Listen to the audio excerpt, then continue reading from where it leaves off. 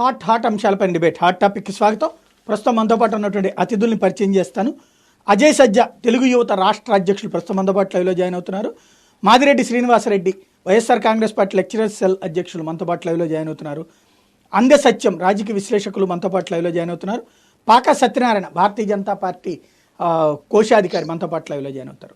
ఒక ప్రధానమైనటువంటి అంశం గత 2 రోజుల నుండి చర్చకు వస్తుంది. గతంలో ఎన్నడూ లేనటువంటి కోణంలో 10th క్లాస్ అన్నటువంటి ఎగ్జామ్స్ రాజకీయ వివాదంగా మలుపు తిరిగినాయి. 10వ తరగతి పరీక్షల నిర్వహణలో ప్రభుత్వ వైఫల్యం కారణంగా, లేదంటే కనుక విద్యా ప్రమాణాలని సక్రమంగా నిర్వర్తించలేకపోవడం వల్ల 67% ఫలితాలు మాత్రమే దక్కినాయి. గత 20 ఏళ్లలో ఎన్నడూ లేనంత లోయెస్ట్కి పడిపోవడానికి కారణమైనటువంటిది ప్రభుత్వపు చేతకానితనం, తెలివి తక్కువతనం అంటూ విపక్షాలు విమర్శించడం, దాంతోపాటుగా పిల్లల జీవితాలతో చెలగాటమాడుతున్నారన్నటువంటి విమర్శలు. ఈ నేపథ్యంలో ఇటు వైఎస్ఆర్ కాంగ్రెస్ పార్టీ సరిగ్గా పరీక్షలు ఇప్పుడే నిర్వహిస్తున్నాము, బాధ్యతాయుతమైనటువంటి విద్యాబోధన మా హయాంలోనే జరుగుతుందంటూ ఉపన్యాసాలు ఇస్తున్నటువంటి సందర్భం. నిజంగా అసలు లోపాలు ఏంటి? 10వ తరగతి పరీక్షా ఫలితాలు రాజకీయపరమైనటువంటి కోణంలో చూడాలా, లేదంటే విద్యా వ్యవస్థలో వస్తున్నటువంటి మార్పుల గురించి చూడాలా? ఏ అంశం వైపు నుండి చెక్ చేయాల్సి ఉంటుంది? ఈ అంశానికి సంబంధించినటువంటి చర్చ చూద్దాం. ముందుగా అజయ్ గారు ఏమంటారు? గుడ్ మార్నింగ్ సాయి గారు, అదేవిధంగా ప్యానల్ ఉన్న అందరికి కూడా గుడ్ మార్నింగ్ సార్. ఈ రోజు నాకు తెలిసి రాష్ట్రంలో 10వ తరగతి విద్యార్థులు ఫెయిల్ అవ్వలేదండి, ప్రభుత్వం ఫెయిల్ అయిపోయింది. ఈరోజు 10వ తరగతి విద్యార్థులకి పరీక్ష కండక్ట్ చేయడంలో ఫెయిల్ అయిపోయింది, వాళ్ళకి రిలీజ్ చేయడంలో ఫెయిల్ అయిపోయింది. ఈ రోజు 6 లక్షల మంది విద్యార్థులు 10th క్లాస్ ఎగ్జామ్స్ రాస్తే అందులో కేవలం 4 లక్షల మంది పాస్ అయ్యి 2 లక్షల మంది ఫెయిల్యూర్ అయ్యారంటే ఇంత దారుణమైన పరిస్థితి ఏ రోజు కూడా 10వ తరగతి విద్యార్థుల రిజల్ట్స్ మనం ఎప్పుడు చూడలేదండి. గతంలో 90% ఉత్తీర్ణత శాతం ఉన్న 10వ తరగతి విద్యార్థుల జీవితాలు ఈ రోజు 67% పడిపోయాయంటే ఇది ప్రభుత్వం చేతగానితనం కాదా? ప్రభుత్వ అసమర్థత కాదా సాయి గారు? ఈ రోజు 2 లక్షల మంది విద్యార్థుల జీవితాలు బలి తీసుకుంది ప్రభుత్వం. వీళ్ళకి పరీక్షలు కండక్ట్ చేయడం చేత కాదు. ఈ రోజు ఇంకా వైసీపీ నాయకులు గొప్పగా చెప్పుకుంటున్నారు, 20 ఏళ్లలో ఎప్పుడూ లేనంత విధంగా మేము చాలా గొప్పగా, కట్టుదిట్టంగా, నిజాయితీగా మేము పరీక్షలు కండక్ట్ చేశాం కాబట్టే ఇది రిజల్ట్ అంటున్నారు.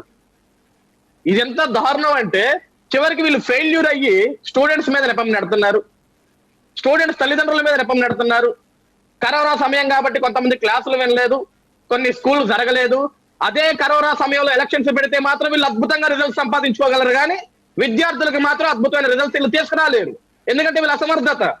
ఈ రోజు జగన్మోహన్ రెడ్డి గారికి అమ్మఒడి చేతనికి డబ్బులు ఉండవు కాబట్టి ఈ విద్యార్థులందరినీ ఫెయిల్ చేయాలా? వీళ్ళ దగ్గర నుంచి రేపొద్దున రీవాల్యుయేషన్ అని, రీకౌంటింగ్ అని, సప్లీ అని ఫీజులు తీసుకోవాలా? వాళ్ళ దగ్గర నుంచి డబ్బులు వసూలు చేయాలా? ఈ రోజు వీళ్ళ ధనదాహానికి 10వ తరగతి విద్యార్థులు కూడా బలవుతున్నారంటే ఎంత దౌర్భాగ్య పరిస్థితికి ఈ రోజు రాష్ట్రం దిగజారిపోయిందండి. 20 ఏళ్ళగా ఎప్పుడు కండక్ట్ చేయలేదు అంటున్నారు. వాళ్ళ నాయన రాజశేఖర్ రెడ్డి గారు కూడా 10వ తరగతి పరీక్షలు నిర్వహించారు సార్. సాయి గారు, ముఖ్యమంత్రి గారు ఆ విషయాన్ని గుర్తుపెట్టుకోవాలా. అంటే ఆ రోజు రాజశేఖర్ రెడ్డి గారు కూడా ఏ విధంగా నిజాయితీగా కండక్ట్ చేయలేదా? ఆయన కూడా కాపీలు కొట్టించి రాయించాడు, పక్కన కూర్చోబెట్టి విద్యా సంస్థలతో కుమ్మక్కయ్యి. ఈ రోజు వీళ్ళ చాతగానితనాన్ని, వీళ్ళ అసమర్థతని, వీళ్ళ నిర్లక్ష్యాన్ని ఈ రోజు రాష్ట్రం మీద, లేకుంటే ప్రతిపక్ష పార్టీల మీద, లేకుంటే కొన్ని విద్యా సంస్థల మీద, లేకుంటే ఈ రోజు తెలుగుదేశం పార్టీ మీదనో ఇతర పార్టీల మీదనో బురద చేయటం తప్ప వీళ్ళు చేసిన తప్పుని వీళ్ళు ఎప్పుడు ఒప్పుకోరు. నాడు నేడు అన్నారు సాయి గారు, దాదాపుగా 3,500 కోట్ల రూపాయల అవినీతి. దాంట్లో బయట రంగులు వేశారు, బయట మొక్కలు పెంచారు, బయట గోడల మీద డిజైన్ రంగులు వేశారు. ఒక్క మాట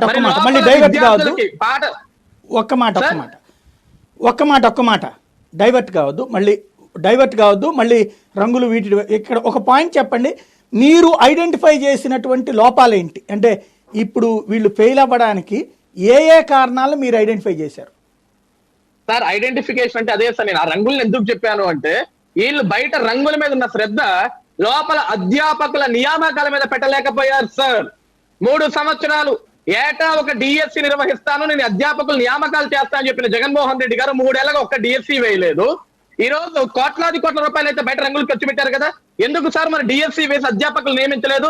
ఈ రోజు పాఠశాలల్లో పాఠాలు చెప్పాల్సిన అధ్యాపకులను తీసుకెళ్లి మద్యం దుకాణాల ముందు నిల్చోబెడితే మరి పాఠశాలలో చదువులు ఎవడు చెప్తాడు సార్? విద్యార్థులకి పాఠశాల చదువులు ఎవడు చెప్తాడు? ఈ రోజు వీళ్ళకి ఎంతసేపటికి మేము ఇంగ్లీష్ మీడియం తీసుకొచ్చామన్నారు, మరి పాస్ పర్సెంటేజ్ సార్. సాయి గారు, ఇంగ్లీష్ మీడియం తీసుకొచ్చారు, ఇంగ్లీష్ అవసరం, ప్రతి ఒక్క విద్యార్థికి అవసరం, మరి ఇక్కడ పాస్ పర్సెంటేజ్ ఏది? ఈ రోజు 10th క్లాస్ అనేది పెద్ద పునాది సార్. ప్రతి ఒక్క విద్యార్థి కూడా పై చదువులు చదివేదానికి వాడి జీవితం అక్కడి నుంచే మొదలవుద్ది. 10వ తరగతి తర్వాత నుంచే వాడి జీవితం మొదలవుద్ది. ఈ రోజు 10వ తరగతిలోనే వాళ్ళ జీవితాలు చిదిమేశారు వీళ్ళంతా. 2 లక్షల మంది విద్యార్థులు ఫెయిల్ అవడం ఎంత దౌర్భాగ్యం సార్. ఇంకో దరిద్రం ఏంటంటే 71 స్కూళ్లలో ఒక్క విద్యార్థి ఒక్క సబ్జెక్ట్ పాస్ అవ్వకపోవటం. ఎంత నిజాయితీగా కండక్ట్ చేసినా, ఎంత నీతిగా పరీక్షలు కండక్ట్ చేసినా 71 స్కూళ్లలో ఒక్క విద్యార్థి కూడా ఒక్క సబ్జెక్ట్ కూడా పాస్ అవ్వలేదంటే ఇంకా మంత్రి బొత్స సత్యనారాయణ గారు చెప్పుకుంటున్నారు 71 స్కూళ్లలో ఒక విద్యార్థి కూడా పాస్ అవ్వలేదు, మీరు నిజాయితీగా కండక్ట్ చేశామని. ఇది ఎంత దారుణం అంటే సార్, ఆ 71 స్కూళ్లలో ఎంతో కష్టపడి చదివిన విద్యార్థులు నేను అనేది అక్కడ ఆ 71 చోట్ల ఒక్క మాట ఆ 71 చోట్ల వాళ్ళు ఫెయిల్ అయ్యారు అంటే దానికి స్ట్రిక్ట్ గా కండక్ట్ చేసినట్ట, లేకపోతే వీళ్ళు మార్కులు వేయలేదు వేసేయాలి అంటారా? అందరికి మార్కులు వేసేస్తే సరిపోతుంది కదా అంటారా? అసలు ఎంత స్ట్రిక్ట్ గా కండక్ట్ చేసినా 71 స్కూళ్లలో ఏంటి సార్, ఒక్క స్టూడెంట్ ఒక్క సబ్జెక్ట్ పాస్ అవ్వడం? అంత అద్భుతంగా అంత స్ట్రిక్ట్ గా కండక్ట్ చేశారా వీళ్ళు? అంటే 71 పాస్ కావాలి కదా. ఒక్క విద్యార్థి చదువుకునే స్టూడెంట్ లేడా? ఒక్క పరీక్ష, ఈవెన్ తెలుగు పరీక్ష కూడా పాస్ అవ్వడా? సరే వీళ్ళు గొప్పగా చెప్పిన ఇంగ్లీష్ పరీక్ష పాస్ అవ్వడా? సరే మ్యాథమెటిక్స్ వదిలేద్దాం, సైన్స్ వదిలేద్దాం, సోషల్ వదిలేద్దాం, తెలుగు వదిలేద్దాం, Sanskrit or Hindi whatever it may be వదిలేద్దాం. వీళ్ళు గొప్పగా చెప్పుకుని ఇంగ్లీష్ సబ్జెక్ట్ కూడా పాస్ అవ్వడం సార్ 71 స్కూళ్లలో. ఇలా చేతగానితనం సార్. ఈ రోజు సార్ 4వ తారీఖున రిజల్ట్ రిలీజ్ చేస్తాను. అన్ని సబ్జెక్టులు ఫెయిల్ అయినట్ట, అక్కడ కొన్నిట్లలో పాస్ అయినట్ట. ఒక్క మాట మనం ప్రసంగంగా వెళ్తే ప్రయోజనం ఉండదు, చర్చ ఫలప్రదంగా. ఎందుకంటే విద్యా వ్యవస్థలో ఇన్డెప్త్ అంశం దాకా మొట్టమొదటిసారి 10th క్లాస్ ఎగ్జామ్స్ గురించి రాజకీయ పార్టీలు చర్చించే స్టేజ్కి వచ్చింది కాబట్టి కొంచెం డెప్త్గా వెళ్దాం. నేను అడుగుతోంది అక్కడ ఆ 71 స్కూళ్లలో ఇంగ్లీష్లోనే అధికంగా తప్పారు, లేకపోతే తెలుగులోనే తప్పారు, లేకపోతే అన్నిట్లలో తప్పేశారు వాళ్ళు? అన్ని సబ్జెక్టులో తప్పారు సార్. నాట్ ఓన్లీ సింగిల్ సబ్జెక్ట్, ఒక్క సబ్జెక్ట్ కూడా వాళ్ళు పాస్ అవ్వలేదు. చెప్పారు 71 స్కూళ్లలో 6 సబ్జెక్టులు తప్పారు. చెప్పండి శ్రీనివాసరెడ్డి గారు, ఆయన చెప్పండి. అంటే 6 సబ్జెక్టులు తప్పేశారా 71 స్కూళ్లలో కూడా? తప్పారు. అది చెప్పింది అదే. 0 pass percentage in 71 schools. 0 pass percentage in 71 schools. అట్లా కాదు నేను అడిగేది, ఇక్కడే చిన్న తేడా ఉంది. 70 ఒక్క మాట అండి. పాస్ పర్సంటేజ్ అంటే 6 సబ్జెక్టులలో ఏదో ఒకటి తప్పినా కూడా తప్పినట్టే, అంతేగాని సబ్జెక్ట్ లో ఒకటి తప్పి ఏది మిగతా అన్నిట్లలో కొన్ని స్కూల్స్ లో 6 సబ్జెక్టులు ఫెయిల్ అయిన విద్యార్థులు కూడా ఉన్నారు సార్. కొన్ని స్కూల్స్ లో 6 సబ్జెక్టులు ఫెయిల్ అయిన విద్యార్థులు కూడా ఎక్కడ అంటున్నా, అవి ఇన్ని ఉన్నాయి అట్లాంటి ఏమన్నా ఐడెంటిఫై చేశారు? అట్లాగా 71 స్కూల్లో ఆల్మోస్ట్ ఒక 30 స్కూల్స్ దాకా ఉన్నాయి సార్. 6 సబ్జెక్టులు ఫెయిల్ అయిన విద్యార్థులు కూడా ఉన్నారు. ఈ రోజు విద్యార్థి పాస్ అవ్వాలంటే ఫస్ట్ చదువు చెప్పే అధ్యాపకుడు కావాలి సార్ మనకి. అదే అధ్యాపకులు లేకుండా విద్యార్థులు ఎలా చదువుతారండి? అధ్యాపకుని తీసుకెళ్లి 18 కాలం ముందు పనిచేయరా బాబు నువ్వు అంటే మరి ఐడెంటిఫై చేశారా సార్? టీచర్లు లేకపోవడం వల్ల ఇక్కడ తప్పారు అన్నటువంటిది 100 సార్. నిన్న స్టూడెంట్స్ చెప్తున్నారు కదా సార్, ప్రతి స్కూల్లో మాకు చదువు చెప్పేదానికి అధ్యాపకుడు మా స్కూళ్ళలో లేరు. Even sir mainly government schools లో టీచర్స్ లేక స్టూడెంట్స్ ఖాళీ బోర్డులు చూసుకుంటూ కూర్చున్నారు, ఖాళీ బ్లాక్ బోర్డ్ ను చూస్తూ కూర్చున్నారంట సార్. నిన్న చాలా మంది స్టూడెంట్స్ అడిగాం మేము, ఎందుకు మీరు ఫెయిల్యూర్ అయ్యారంటే మాకు చదువు చెప్పే అధ్యాపకుడు మా దగ్గరకు రాలేదు సార్, మాకు సరైన రిక్రూట్మెంట్స్ లేవు సార్, సరైన టీచర్స్ ఇక్కడ లేరు సార్ అని. ఈ రోజు వీళ్ళకి రంగుల మీద ఇంట్రెస్ట్, మరి పిల్లలకి అధ్యాపకులు తీసుకొచ్చి పాఠాలు చెప్పించే మీద ఇంట్రెస్ట్ లేకపోతే ఏ విధంగా సార్ వీళ్ళు ఈ రోజు విద్యా వ్యవస్థను భ్రష్టు పట్టించారు సార్? ఏ రాష్ట్ర ముఖ్యమంత్రి గారైనా సరే అక్షరాస్యతను పెంచాలని చూస్తారు కానీ మన ఆంధ్రప్రదేశ్ రాష్ట్రంలో అక్షరాస్యతను తగ్గించి నిరక్షరాస్యతను పెంచుతున్నారు సార్. ఇది ఒక దిక్కుమాల పరిపాలన. ఎంతకంటే గొప్ప ఉదాహరణ ఉంటుందా సాయి గారు? మళ్ళీ మీ దగ్గరకు వస్తాను. ఒక్క నిమిషం, మళ్ళీ మీ దగ్గరకు వస్తాను. మాదిరెడ్డి గారు ఏమంటారు? నమస్కారం అండి సాయి గారు, మీకు ప్రైమ్ 9 వీక్షకులకు, అదేవిధంగా అక్కడ పాల్గొన్నటువంటి గెస్టులందరికీ కూడా వెరీ గుడ్ మార్నింగ్. ఇది రాజకీయ అంశం కాదండి. సోదరుడు మరి సజ్జా యువకుడు, ఉత్సాహవంతుడు, అతనికి రాజకీయ భవిష్యత్తు ఉండాలని కోరుకుంటాను. కానీ ఇక్కడ కూడా రాజకీయాలు 10వ తరగతి పరీక్షల ఫలితాల మీద, అట్లాగే విద్యార్థుల మీద కూడా రాజకీయాలు చేయటం అనే దుర్మార్గాన్ని మాత్రం నేను అంగీకరించను. నేను ఎక్కడ కూడా ఇక్కడ రాజకీయాలు మాట్లాడదలుచుకోలేదు. ఎందుకంటే being a teacher I want to speak the truth. విషయం ఏంటంటే ఇంతకాలం అద్భుతంగా ఫలితాలు 10వ తరగతిలో వచ్చినాయి అంటే అప్పటి వరకు స్టాండర్డ్స్ బ్రహ్మాండంగా ఉన్నాయని కాదండి. అదేవిధంగా ఈ సంవత్సరం రిజల్ట్స్ పడిపోయినాయి అంటే సడన్ గా మన స్టాండర్డ్స్ ఒక్కసారిగా పడిపోయినాయి అనేది కాదు. ఏంటంటే జరుగుతుంది ఏంటంటే గత 20 సంవత్సరాలుగా ఈ యొక్క పాఠశాలల్ని ఎలా తయారయ్యాయంటే అండి, పాఠశాలలు కార్పొరేట్ వ్యవస్థకు కస్టమర్స్ ను పంపించేటటువంటి కేంద్రాలుగా. ఈ కార్పొరేట్ కళాశాలలకు 10th క్లాస్ పాస్ అయినటువంటి విద్యార్థులు కావాలి సార్.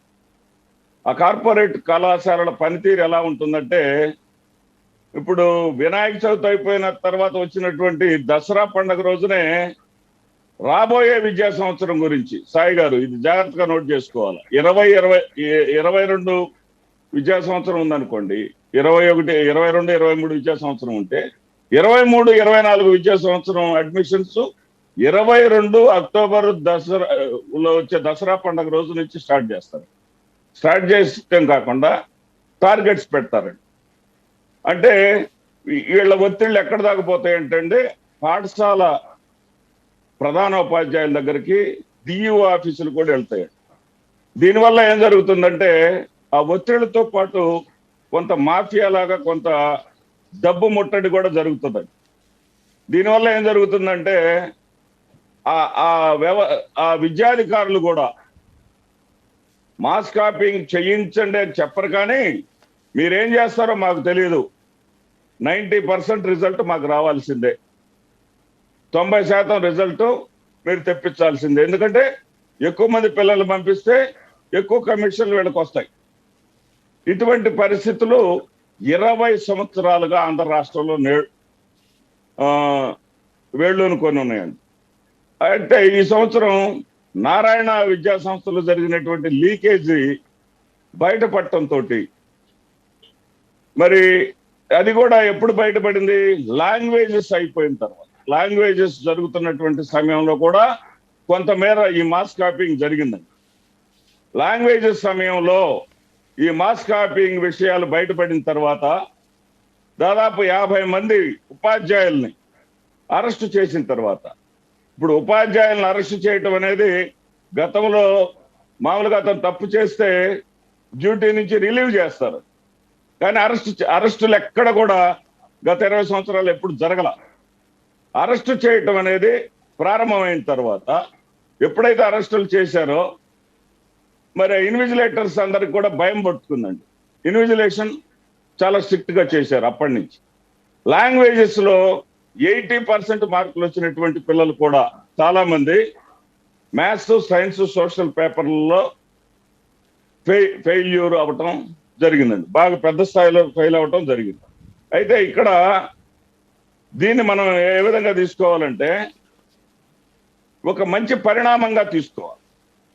ఎందుకంటే 2017లో అనంతపూర్లో అప్పటి ముఖ్యమంత్రి చంద్రబాబు నాయుడు గారు ఎల్లలూరు అనేటటువంటి గ్రామంలో ఒక ప్రయోగాత్మకంగా ఒక విధానం ప్రవేశపెట్టాడండి. ఒక పరీక్షా కేంద్రంలో 2 తరగతి గదులలో సీసీ కెమెరాలు వినియోగించి ఎగ్జామ్స్ కండక్ట్ చేయటం జరిగింది. ఆ సీసీ కెమెరాల పుణ్యం అంట ఆ 2 గదుల్లో మాత్రం కేవలం 54% ఫలితాలు మాత్రమే వచ్చాయి. అదే పరీక్షా కేంద్రంలో మిగిలిన తరగతి గదులన్నింటిలో 89.8% అంటే దాదాపు 90% ఫలితాలు వచ్చాయి.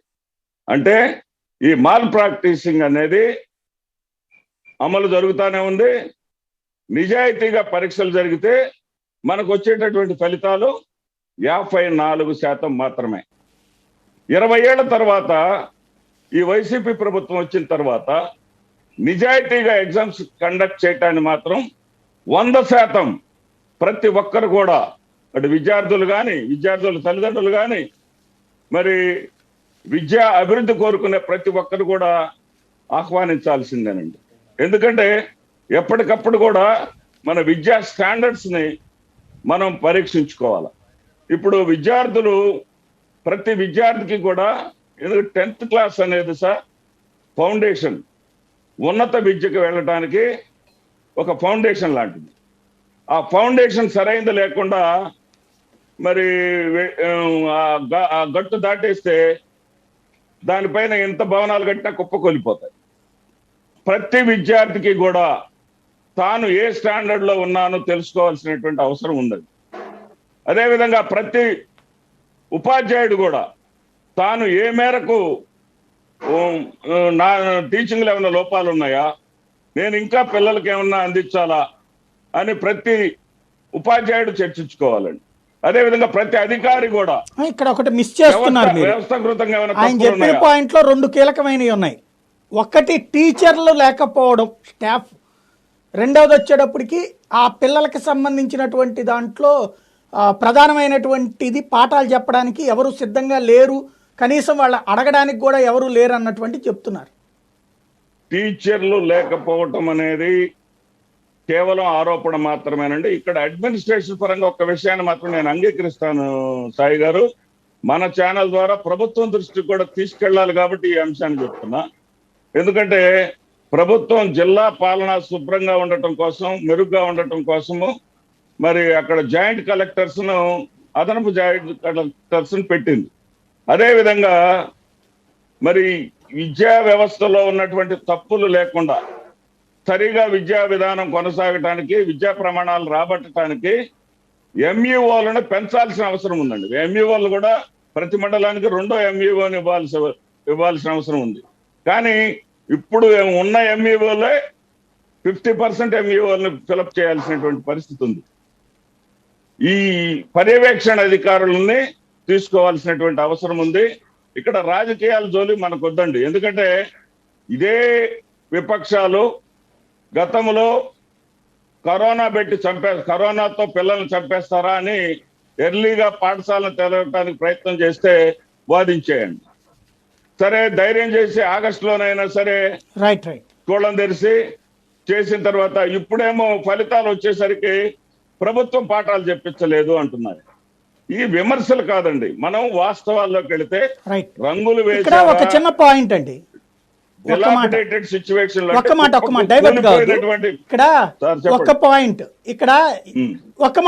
వినండి. రెండు పరీక్షలు ఉంటుంటాయి కదా, పేపర్ 1, పేపర్ 2. అందులో ఇవి ఉంటాయి, బిట్స్ ఉంటాయి కదా. ఈ దఫా ఒక్క పేపర్ కింద పెట్టి బిట్స్ తీసేయడం వలన చాలా మంది లాస్ అయ్యారు అంటున్నారు. ఎంతవరకు ఫ్యాక్ట్? మంచి అంశాన్ని లేవనెత్తారు సాయి గారు. ఇది చాలా, ఇప్పుడు నేను బేసిక్ గా ఇంగ్లీష్ టీచర్ను సార్.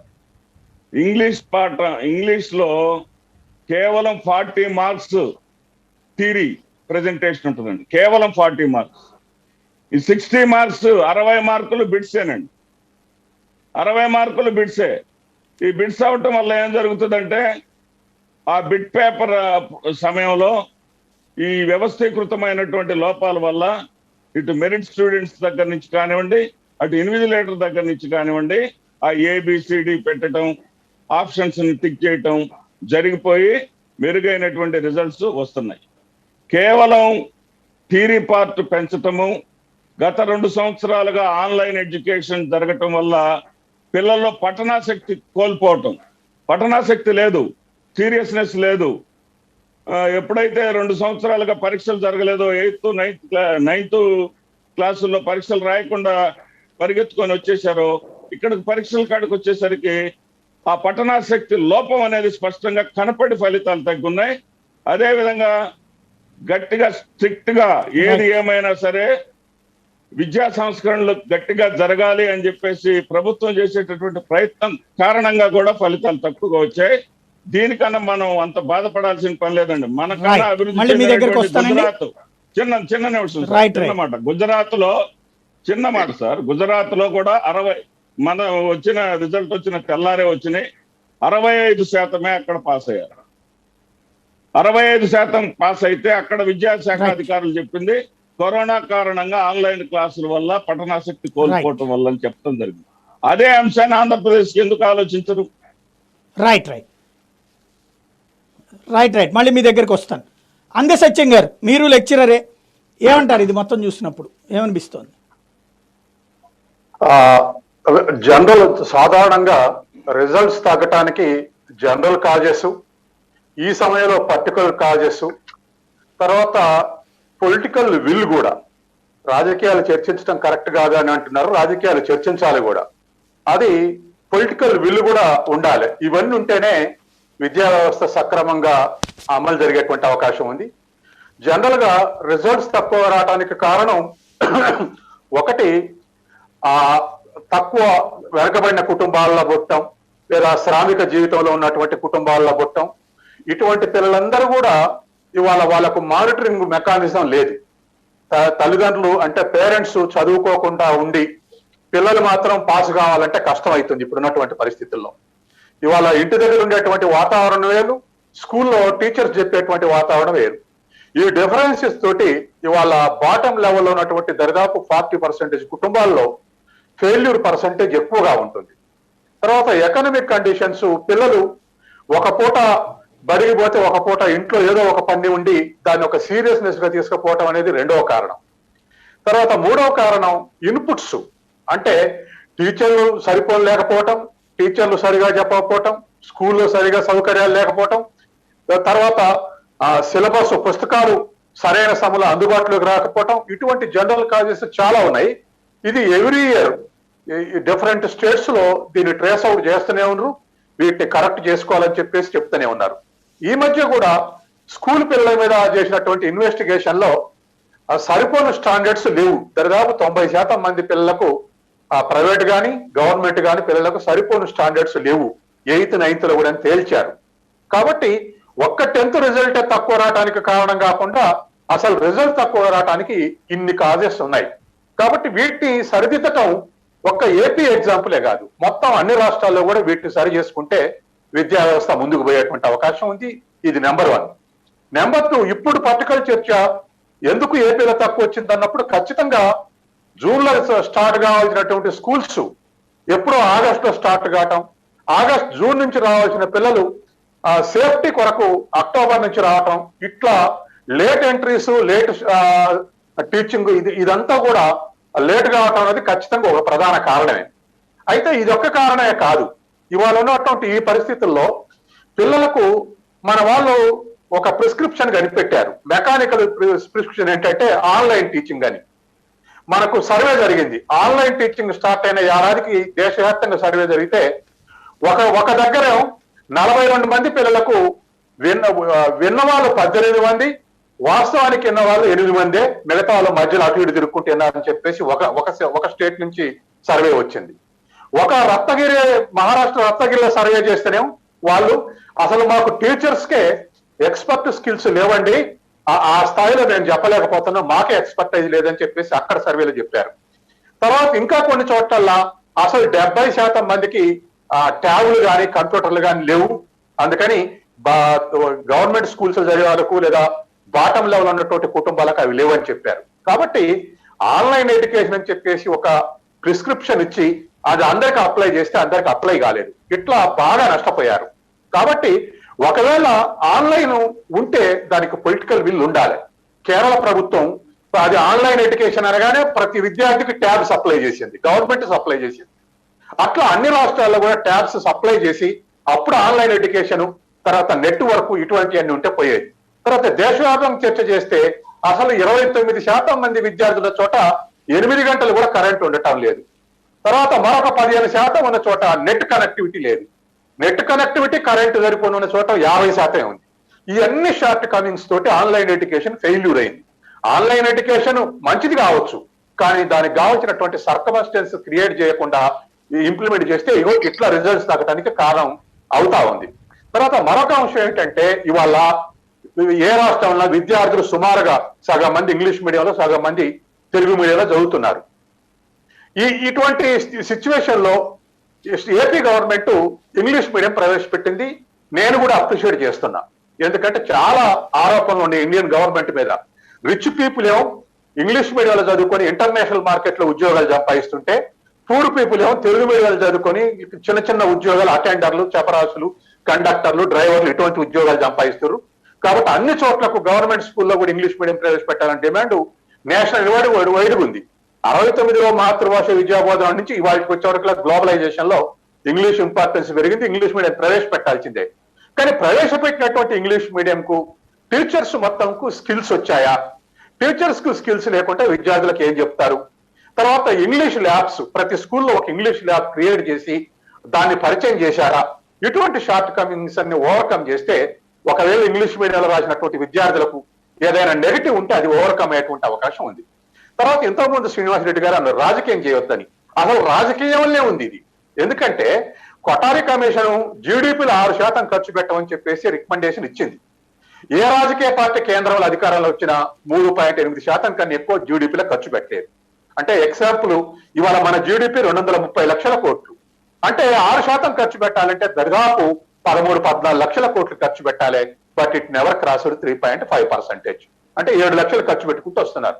అంటే సగం ఖర్చు పెట్టినప్పుడు సగం స్టాండర్డ్సే ఉంటాయి. కాబట్టి ఎక్కడైతే స్టాండర్డ్స్, ఎక్కడైతే ఏ రాష్ట్రంలో అయితే కేంద్రీకృతం చేసిరో ఆ రాష్ట్రాల్లో మానవ వనరులు బాగా అభివృద్ధి అవుతున్నాయి. అట్లాగే లాంగ్ టర్మ్ డిమాండ్ ఉంది టీచర్ల నుంచి, స్టూడెంట్స్ నుంచి కూడా. ఏం డిమాండ్ అంటే రాష్ట్రాల బడ్జెట్ లో 30% విద్యా వ్యవస్థ మీద ఖర్చు పెట్టాలని. కానీ ఈ మధ్య సర్వే చేస్తే ఏమవుతుంది? అసలు బాత్రూమ్స్ ఎన్ని స్కూల్స్ లో ఉన్నాయి, తర్వాత డ్రింకింగ్ వాటర్ ఎన్ని స్కూల్స్ లో ఉన్నాయి, గర్ల్స్ అవసరాలు తెచ్చేటువంటి ఎన్ని స్కూల్స్ ఉన్నాయి, టీచర్స్ ఫుల్ గా ఉన్నటువంటి, అంటే ఒక స్కూల్లో 11 టీచర్స్ 12 టీచర్స్ ఉండాలంటే ఎంతమంది టీచర్స్ ఉన్నారు? ఇటువంటి అట్లాగే హై స్కూల్ రిజల్ట్ మీద ప్రైమరీ స్కూల్ స్టాండర్డ్స్ కూడా ఆధారపడి ఉంటాయి. కాబట్టి ఇటువంటి అన్ని కూడా ఇవాళ విద్యా వ్యవస్థలో ఉన్నటువంటి షార్ట్ కమింగ్స్. కాబట్టి ఇప్పుడు ఏపీ గవర్నమెంట్ లో ఒక స్కూల్ ఎడ్యుకేషన్ మీద మంచి అండర్స్టాండింగ్ ఉన్న ఐఏఎస్ ఆఫీసర్ ఉన్నాడు. ఆయన ఆకునూరు మురళి ఐఏఎస్ ఆఫీసరు చాలా ఎఫర్ట్ చేస్తున్నాడు. కానీ ఆయన ఏమన్నాడు, నిన్న మొన్న రాసిన వ్యాసంలో కార్పొరేట్ స్కూల్స్ ని, ప్రైవేట్ స్కూల్స్ ని రద్దు చేస్తే తప్ప ఓవరాల్ గా విద్యా వ్యవస్థ మెరుగుపడదని వ్యాసం రాశాడు. ఇప్పుడు మీరు వైసీపీ గాని, తెలుగుదేశం గాని ఈ నారాయణ చైతన్య స్కూల్స్ ని అసలు వాళ్ళకి ముందు ఆయన రాసిందేమో ప్రైవేట్ స్కూల్సే వద్దన్నాడు. కానీ ప్రైవేట్ స్కూల్స్ సెకండ్ స్టేజ్ లో రద్దు చేద్దరు. ముందు కార్పొరేట్ స్కూల్స్ ని ఎందుకు రద్దు చేయట్లేదు? కార్పొరేట్ స్కూల్స్ ఉంటే ఏమవుతుందంటే అక్కడ మెరిటోరియస్ స్టూడెంట్స్ అంతా అక్కడ తీసుకుపోయి మా వాళ్ళు 100% రిజల్ట్ అని, గవర్నమెంట్ లో రిజల్ట్ రావట్లేదని నెపం వేసి గవర్నమెంట్ స్కూల్స్ ని పిచ్చి కుక్కల్లాగా ప్రచారం చేసి, గవర్నమెంట్ టీచర్స్ ని యూనివర్సిటీ గా ప్రచారం చేసి నడుస్తా ఉంది. ఇది డ్యువల్ సిస్టమ్ నడుస్తా ఉంది. కానీ ఈ నారాయణ చైతన్య గాని, ప్రైవేట్ స్కూల్స్ చెప్పే టీచర్స్ ఎవరు? గవర్నమెంట్ స్కూళ్ళలో సెలెక్ట్ కాని వాళ్ళు పోయి చెప్తున్నారు. కానీ స్టాండర్డ్స్ ఉన్న టీచర్స్ గవర్నమెంట్ స్కూల్స్ ఉంటే పిల్లలు, ఐక్యూ ఉన్న పిల్లలందరూ అక్కడ ఉన్నారు.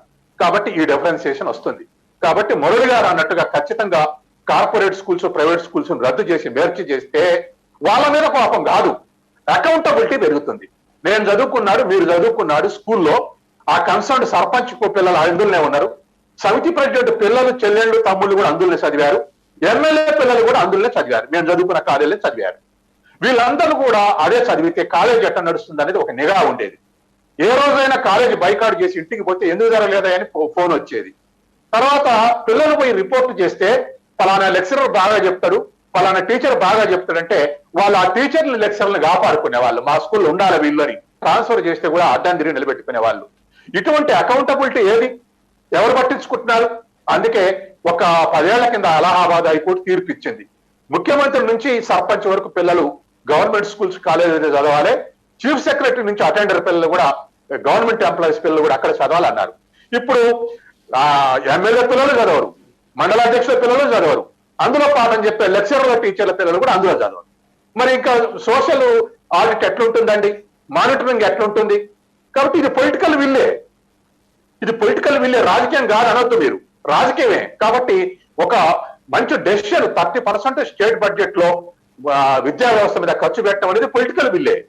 తర్వాత సోషల్ ఆడిట్ అనేది పొలిటికల్ విల్లే. అక్కడ ఉన్నటువంటి నియోజకవర్గం ఉన్నటువంటి అందరు పాలిటీషియన్స్ కూడా ఈ కాలేజ్ ఎట్లా జరుగుతుంది, ఈ స్కూల్ ఎట్లా జరుగుతుంది అని చెప్పేసి ఆరాధీయటం అనేది కూడా పొలిటికల్ విల్లే. కాబట్టి ఖచ్చితంగా ఎక్కడ పొలిటికల్ విల్ ఉంటే అక్కడ ఇంప్రూవ్మెంట్ ఉంది. ఇవాళ మరి పేద రాష్ట్రం కేరళ అన్నిటికన్నా పేద రాష్ట్రం. మానవ వనరులో it stood among the European states. ఎట్ట సాధ్యం ఉంది? పొలిటికల్ విల్లే. లెఫ్ట్ అండ్ రైట్, అక్కడ కాంగ్రెస్ పరిపాలించనివ్వండి, లెఫ్ట్ పరిపాలించనివ్వండి, కానీ దానికి ఇచ్చిన ఇంపార్టెన్స్ తగ్గించలేదు. కాబట్టి విద్యా, వైద్యం రెండు కూడా ఆ విధంగా ఉండబట్టే ఇవాళ మానవ వనరుల అగ్రభాగంలో ఉంది. కాబట్టి మనం ఇవాళ మన రాష్ట్రాలు, ఏపీ గాని, తెలంగాణ గాని వెల్ డెవలప్డ్ స్టేట్స్ కాదు, గ్రోయింగ్ స్టేట్స్. ఇది పంజాబ్ కాదు, గుజరాత్ కాదు, కావు, డెవలప్డ్ తమిళనాడు కావు. ఇటు రెండు అగ్రికల్చర్ ఇంపార్టెన్స్ ఉంది, ఎడ్యుకేషన్ అండ్ హెల్త్ ఇంపార్టెన్స్ ఉంది. వీటి మీద కాన్సన్ట్రేట్ చేయకుండా ఈ విధానాలు సరి చేసుకోకుండా మనం ఒక ప్రభుత్వం మీద ఇంకొకళ్ళు అనేటువంటి నెపం వేసుకోవటం కరెక్ట్ కాదు. ఇదే సందర్భంలో టీచర్స్ కూడా మన పిల్లల కోసం ఎక్కడ స్కూల్ బాగుంది, ఎక్కడ కాలేజీ బాగుందని మనం సెర్చ్ చేస్తున్నాం. కానీ మనం పాఠం చెప్పేటువంటి స్కూల్లో, మనం పాఠం చెప్పే కాలేజెస్లో మనం పిల్లలకి ఏమి ఇన్పుట్స్ ఇస్తున్నాం? సబ్జెక్ట్ జర్నల్ ఏ టీచర్ అయినా, ఏ లెక్చర్ అయినా చదువుతున్నాడా? కనీసం సబ్జెక్ట్ జర్నల్. దాదాపు 10% మంది టీచర్లు పిల్లల దగ్గర టెక్స్ట్ బుక్ అడుక్కొని క్లాసుకు పోయిన తర్వాత నిన్న పాఠం ఎంతవరకు అయిందిరా అని చెప్పేసి పాఠం మొదలు పెట్టే వాళ్ళు ఉన్నారు. అప్పుడు లేటెస్ట్ ఇన్పుట్స్ ఏమి ఇస్తారు? పిల్లల్ని ఎట్లా అట్రాక్ట్ చేస్తారు? పిల్లలకి ఎట్లా మానిటరింగ్ చేస్తారు? కాబట్టి ఇవి వస్తుంది. కాబట్టి ఉపాధ్యాయ సంఘాలు వాళ్ళ హక్కుల కోసం పోరాటం అనేది అందరం సపోర్ట్ చేస్తాం. కానీ బాధ్యతలు నిర్వహించేటువంటి వాళ్ళలో 1% స్లాగ్నెస్ ఉన్న మొత్తం కొలాప్స్ అవుతుంది. ఇవాళ వాల్యుయేషన్ కానీ, క్లాస్ టీచింగ్ కానీ తప్పులు చేసేది 1% టీచర్లే, కానీ మొత్తం విద్యా వ్యవస్థ బదనాం అవుతుంది. తర్వాత టాబులేషన్ లో కూడా సీరియస్ గా ఉండదు. కాబట్టి ఇటువంటి అన్నిటిని సరి చేసుకుంటే తప్ప మనం ఇది వైసీపీ గవర్నమెంట్ ఉన్నాయండి, లేకపోతే తెలుగుదేశం గవర్నమెంట్ ఉండండి, మీ ఇద్దరు కూడా ఇవాళ ఇక్కడ ఈ డిబేట్ లో కార్పొరేట్ స్కూల్స్ రద్దు చేయమని డిమాండ్ చేయాలి. Whether you belong to Telugudesam or you belong to YCP. కాబట్టి విద్యా వ్యవస్థలో ఉన్నటువంటి రాచకుండల్ని కరెక్ట్ చేయకుండా మీరు చూశారు. ఇంకా మనం లోపాల పోతే ఇవాళ మొన్న నారాయణ స్కూల్లో పేపర్ అవుట్ అయింది అంటున్నారు. మీకు తెలవదా? మీ ప్రభుత్వాలకు తెలవదా?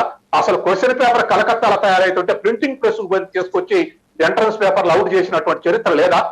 అసలు కార్పొరేట్ స్కూల్స్ ఉన్నది ఏమిటికి?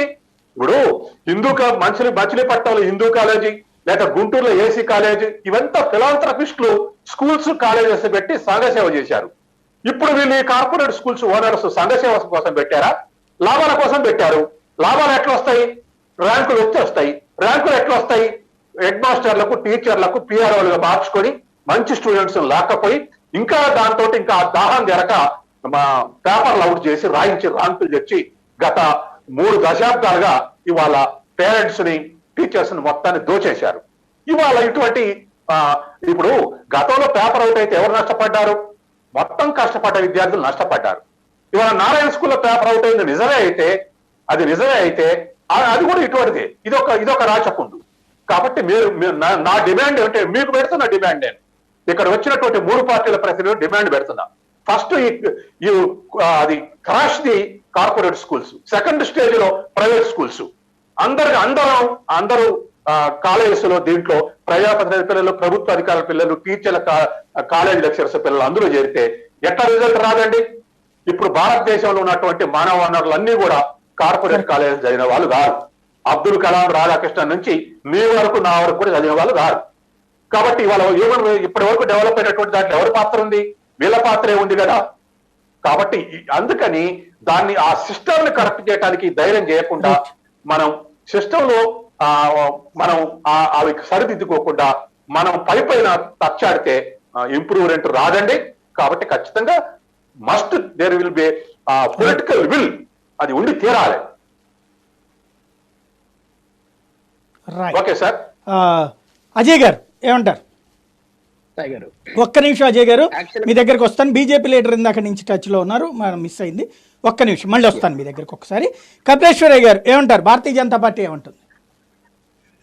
శిక్షా వేదికలో పాల్గొంటున్నటువంటి మిత్రులందరికీ కూడా నమస్కారం అండి.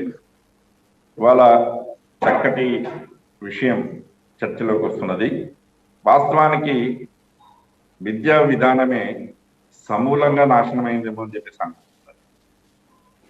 ఎందుకన్నట్లయితే గతంలో ఒక 20-25 సంవత్సరాల క్రితం మనం కనుక గమనించినట్టయితే అనేక మంది ఉపాధ్యాయులు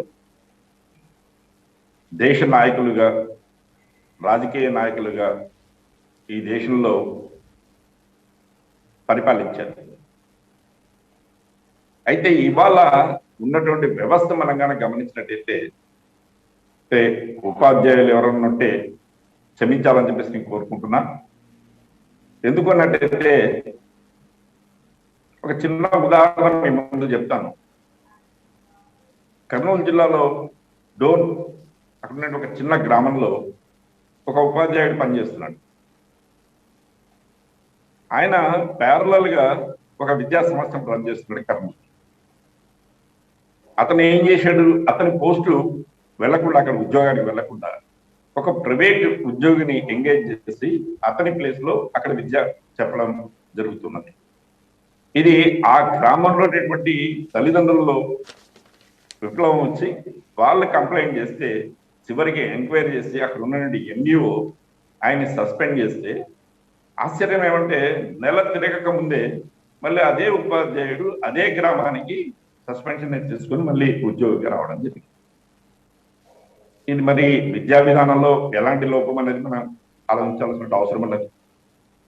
అదేవిధంగా ఇవాళ మీరు గమనించినట్టయితే దాదాపుగా గ్రామాల్లో పనిచేస్తున్నటువంటి ఉపాధ్యాయులు ఎవరు కూడా పాఠశాలకు వెళ్ళటం అనేది చాలా స్పష్టంగా కనిపిస్తుంది ఈ ఉదాహరణ ద్వారా. ప్రతి ఉపాధ్యాయుడు కూడా గతంలో ఉపాధ్యాయ వృత్తి అనేది చాలా పవిత్రమైనటువంటి వృత్తి సార్. దేశ నాయకుల్ని, సామాజిక కార్యకర్తల్ని మార్పుకి ఉపాధ్యాయుడు నాంది లాంటి వ్యక్తి. వాళ్ళది పోయింది. దాదాపుగా 80,000 రూపాయలు జీతం వస్తున్నప్పటికీ కూడా ఇంకా ఆదాయం సంపాదించాలి అనేటువంటి తపన ఎక్కడో ఉపాధ్యాయుల్లో వస్తున్నది.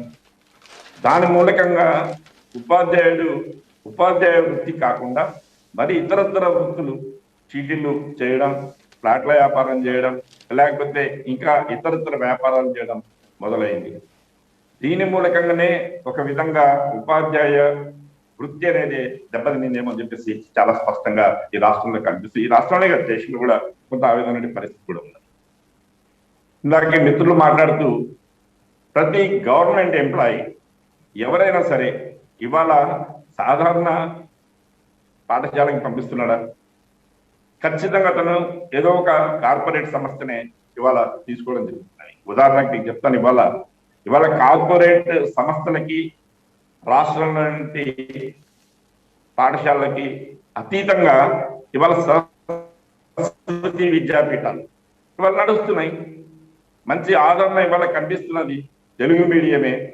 మరి ఆ సమస్యలు రాణిస్తున్నప్పుడు గవర్నమెంట్ సంస్థ ఎందుకు రాణించలేకపోవడం లేదనేది ఇవాళ ప్రభుత్వాన్ని ప్రశ్నించుకోవాల్సిన అవసరం ఉంది. ఇంకొక రకంగా మనం ఆలోచించినట్టయితే ఉపాధ్యాయులు ఎక్కడ కూడా విద్యార్థుల మీద శ్రద్ధ చూపుకోవడం.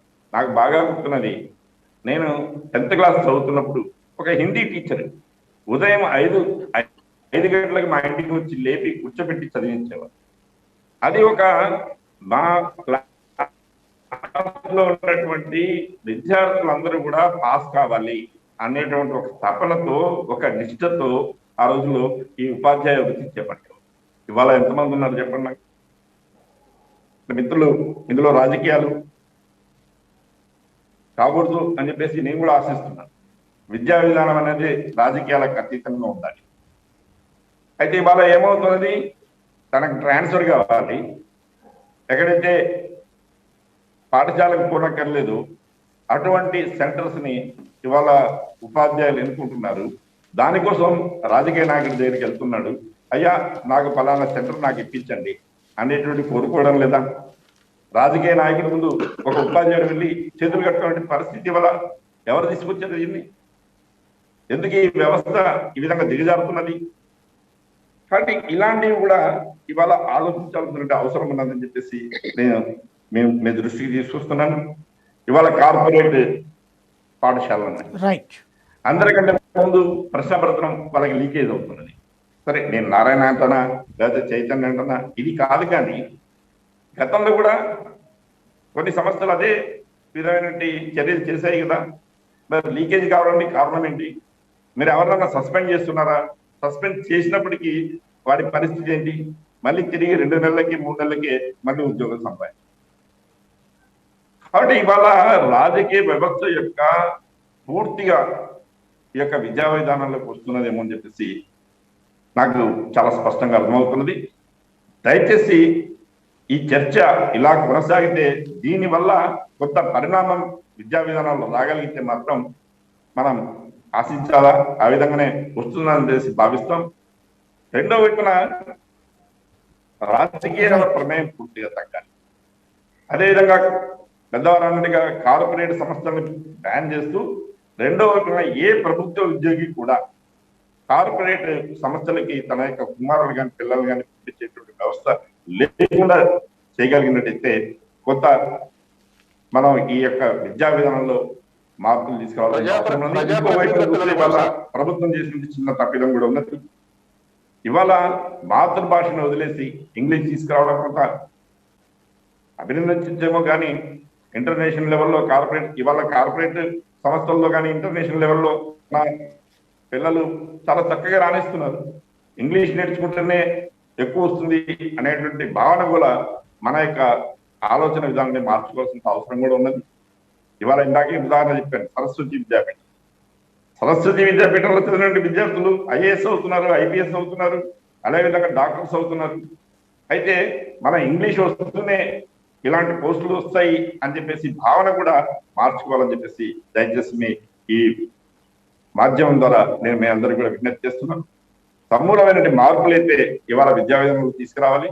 అది ఏ విధంగా వస్తుంది అనేది ఆశించాల్సిన అవసరం. కాబట్టి దయచేసి ఆ విధానంలో చర్చ జరిగితే బాగుంటుందని చెప్పేసి రైట్. ఏమంటారు అజయ్ గారు? సాయి గారు, ఇక్కడ పెద్దలందరూ కూడా విద్యా వ్యవస్థ మార్పు గురించి మాట్లాడారు.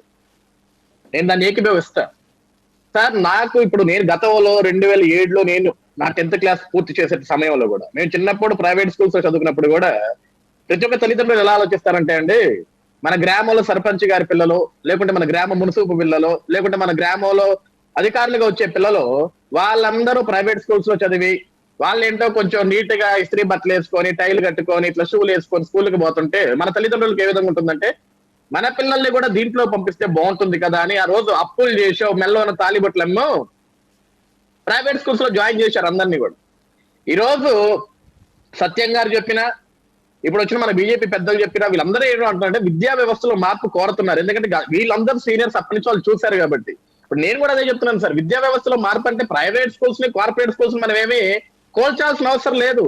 అవి లేచిందే ఈ రోజు ప్రభుత్వ అధికారులు కానీ, ఎమ్మెల్యేలు కానీ, ఎంపీలు కానీ, మినిస్టర్ పిల్లలు కానీ ఎప్పుడైతే ప్రైవేట్ కార్పొరేట్ స్కూల్స్ లో చదవటాలు మొదలు పెట్టారో ఆ రోజే విద్యా వ్యవస్థ మొత్తం మారిపోయింది. ఈ రోజు ప్రతిరోజు కూడా కార్పొరేట్ స్కూల్స్, ప్రైవేట్ స్కూల్స్ రోజు రోజుకి ఇన్స్టిట్యూషన్స్ కొత్తగా పుట్టుకొస్తున్నాయి. దానికి కారణాలు ఇవే కదా సార్. ఈ రోజు ఏ ప్రభుత్వం అసలు, ఈవెన్ తెలుగుదేశం కావచ్చు, బీజేపీ కావచ్చు, జనసేన కావచ్చు, వైసీపీ కావచ్చు, కాంగ్రెస్ కావచ్చు, ఏ ప్రభుత్వం అన్నా సరే ఒక్క డిమాండ్, ఒక జీవో తీసుకురావాలి వీళ్ళందరూ కూడా. ఈ రోజు నిజంగా విద్యా వ్యవస్థ మారాలి అంటే మనమే స్కూల్స్ ను కోలదోచక్కర్లా. ఈ రోజు ఎమ్మెల్యే బిడ్డలు, ఎంపీ బిడ్డలు, మంత్రి బిడ్డలు, ఎంఆర్ఓ బిడ్డలు, విఆర్ఓ బిడ్డలు, విఆర్ఏ బిడ్డలు, ఈ రోజు ప్రభుత్వంలో పనిచేస్తున్న ప్రతి ఒక్క అధికారి బిడ్డ కూడా వెళ్లి ప్రభుత్వ పాఠశాలలో కూర్చొని విద్యని అభ్యసిస్తే ఆటోమేటిక్ గా ప్రైవేట్ స్కూల్స్ లో విద్యా విధానం తగ్గిపోద్ది. ప్రైవేట్ స్కూల్స్కి వెళ్ళే విద్యార్థుల సంఖ్య కూడా తగ్గిపోద్ది. ఎందుకంటే మంత్రుల బిడ్డలే ప్రభుత్వ స్కూళ్ళలో చదువుతుంటే, ఒక ఎంఆర్ఓ బిడ్డే ప్రభుత్వ స్కూల్లో చదువుతుంటే మన బిడ్డ మాత్రం అందులో ఎందుకురా బాబు అని చెప్పేసి ఏదైతే పేద మధ్య తరగతి కుటుంబీకులు ఉన్నారో వాళ్ళు కూడా వాళ్ళ బిడ్డలను తీసుకెళ్ళి అందులో జాయిన్ చేస్తారు. ఇక్కడ మారాల్సింది ఏంటంటే సార్, 80లో 90లో ప్రభుత్వ పాఠశాలల్లో అధ్యాపకులు మెండుగా ఉండేవి. ఆ రోజు వాళ్ళు విద్య అందించే తీరు కూడా చాలా అద్భుతంగా ఉండేది. ఆ రోజుల్లో ఇంగ్లీష్ మీడియాలు ఏం లేవు కదా సార్. ఇంగ్లీష్ మీడియాలు లేకపోయినా సరే ఈ రోజు దేశాలు నేలే నాయకులు ఉన్నారు. ఈ రోజు ఆర్బీఐ బ్యాంకుల్లో ఉన్నారు, ప్రభుత్వాల్లో ఉన్నారు, ప్రభుత్వ పనిచేసే విధానాల్లో ఉన్నారు. అన్నిట్లో కూడా మహా వ్యక్తులు ప్రభుత్వ పాఠశాలలో చదువుకొని ఉన్నారు. సార్ ఈ రోజు ఇంగ్లీష్ అనేది కేవలం ఒక సబ్జెక్ట్ మాత్రమే. ఈ రోజు అనేకమైన ట్రైనింగ్ ఇన్స్టిట్యూట్లు పెట్టారు సార్, 4 రోజుల్లో ఇంగ్లీష్ నేర్పిస్తామని చెప్పేసి. కేవలం ఇంగ్లీష్ ఉంటేనే, కేవలం ఇంగ్లీష్ నేర్చుకుంటేనే జీవితాలు మారతాయి అంటే నాకు తెలిసి మా తాతలు, మా తండ్రులు అందరూ ఇంగ్లీష్ మీడియం చదువుకున్న వాళ్ళు కాదు సార్. కానీ ఈ రోజు వాళ్ళు గొప్పగానే ఉన్నారు, మాకు గొప్ప విద్యను అందిస్తున్నారు. వాస్తవానికి ఒక్కొక్కరు మంచి మంచి పొజిషన్స్ లో ఉన్నారు సార్. చాలా మంది ఈ దేశంలోనే ఉన్నారు. వాళ్ళందరూ ఇంగ్లీష్ మీడియం చదువుకుంటేనే కాదు కదా. ఈ రోజు ఆంధ్రప్రదేశ్ రాష్ట్రంలో సాయి గారు, నేను మన ప్రైమ్ లైన్ ద్వారా రాష్ట్ర ప్రజలందరికీ ఒకటే చెప్తాను. నేను ఇక్కడ ఈ రోజు జగన్మోహన్ రెడ్డి గారు చెప్పేటట్లు ఇంగ్లీష్ మీడియమే ఉండాలి, ఇంగ్లీష్ మీడియమే ఉండాలి, ఇంగ్లీష్ ఇది ఓన్లీ సబ్జెక్ట్ సార్, అదేం జీవితం కాదు.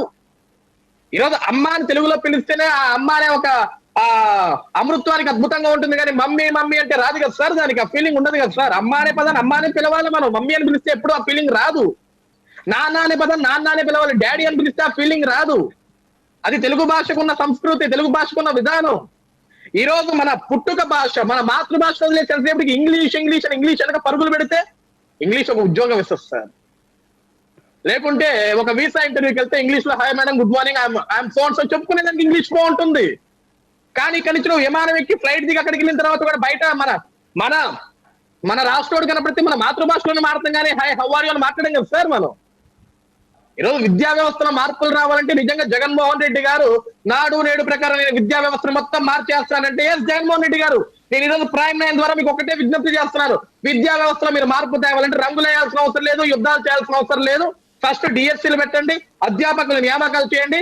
మీకు ఇంగ్లీష్ మీద ప్రేమ ఉండొచ్చు, కానీ ఈ రోజు మీ మంత్రులకి, మీ ఎమ్మెల్యేలకి, అధికారులు అందరికీ చెప్పండి సార్, మీ పిల్లలందరినీ ఎక్కడెక్కడైతే ప్రైవేట్ స్కూల్స్ లో చదువుతున్నారో వాళ్ళందరినీ అక్కడ చదువు మానేపించి ప్రభుత్వ స్కూల్లో జాయిన్ చేయమనండి.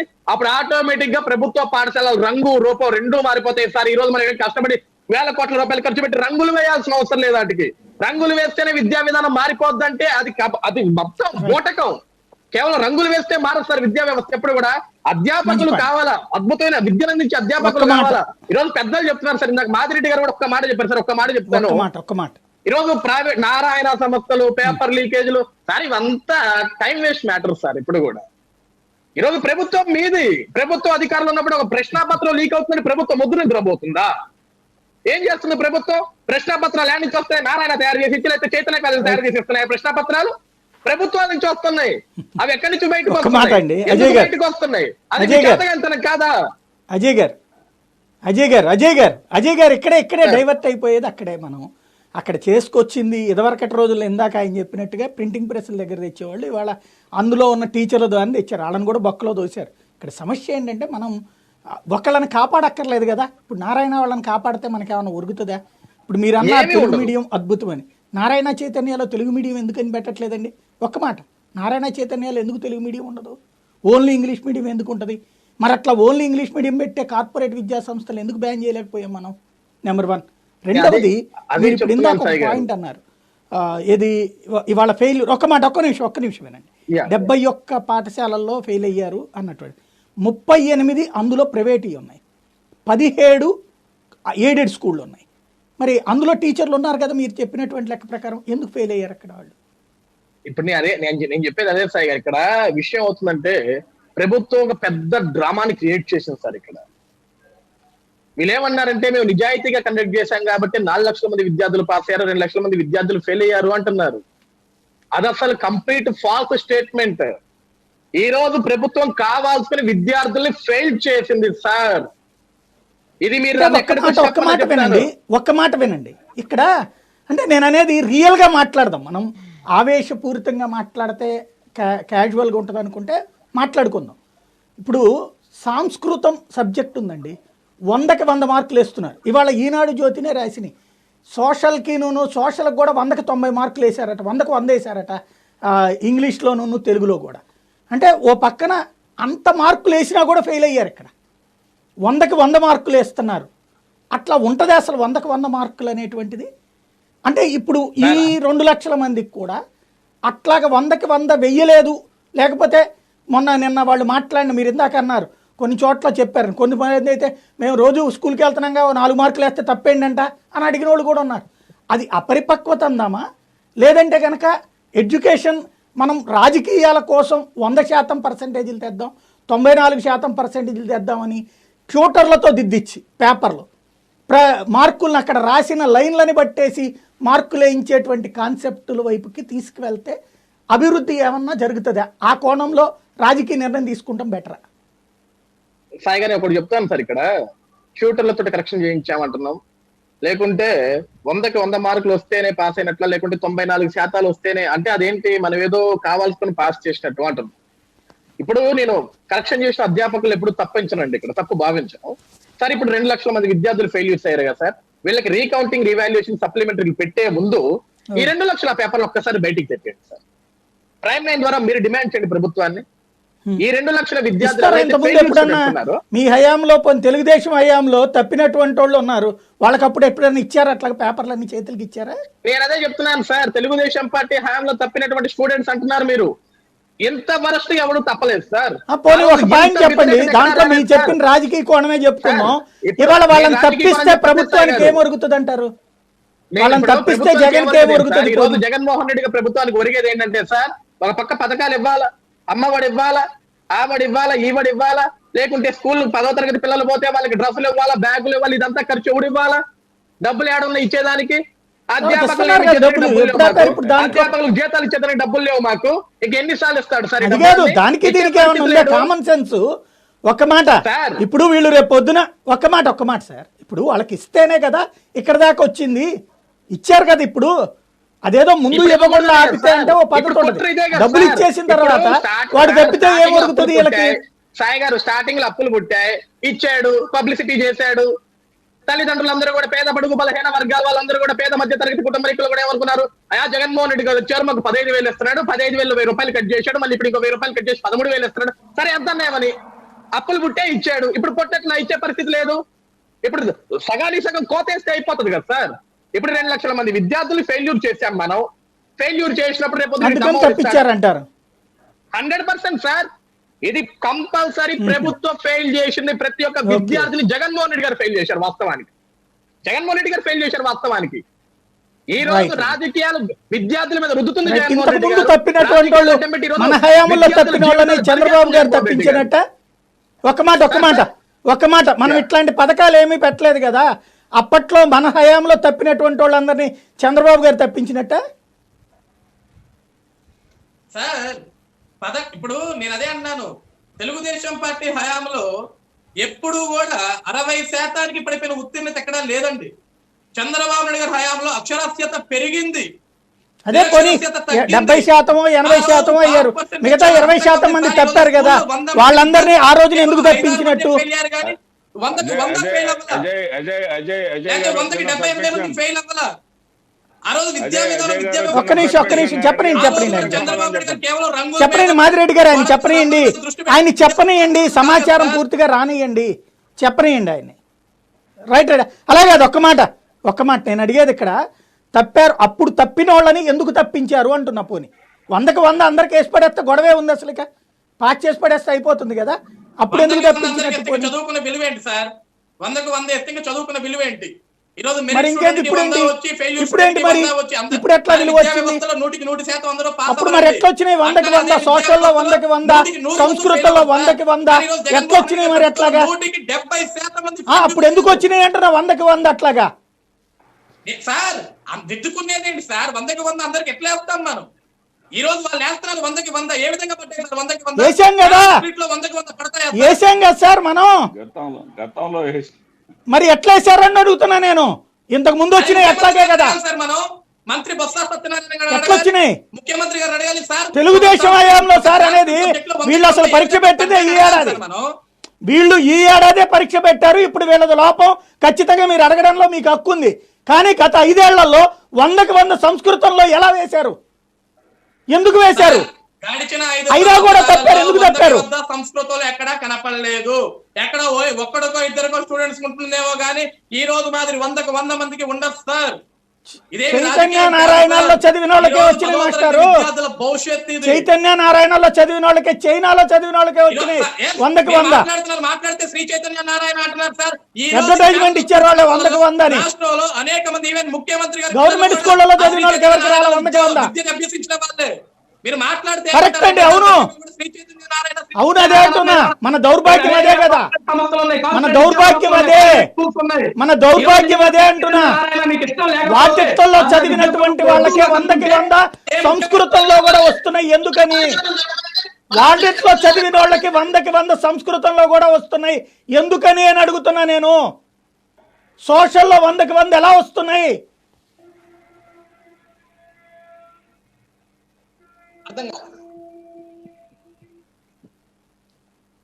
అప్పట్లో 5 ఏళ్లలో కూడా 100కి 100 కూడా వచ్చినటువంటి ఉన్నాయి. నెంబర్ 1 ఎందుకు వచ్చినాయి? నెంబర్ 2 అప్పుడు ఫెయిల్ అయినటువంటి వాళ్ళు ఉన్నారు. పోనీ మీరు చెప్పినట్టు 94% పాస్ అయితే 6%, వాళ్ళని ఎవరు తప్పించారు? అన్ని మార్కులు వేసినా కూడా. ఇప్పుడు మీ ఆడిబుల్ ఇప్పుడు కరెక్ట్ అయింది సార్ నాకు. ఓకే,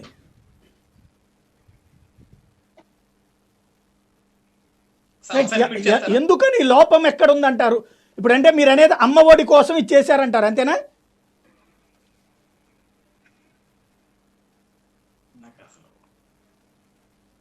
రైట్, మళ్ళీ మీ దగ్గరకు వస్తాను.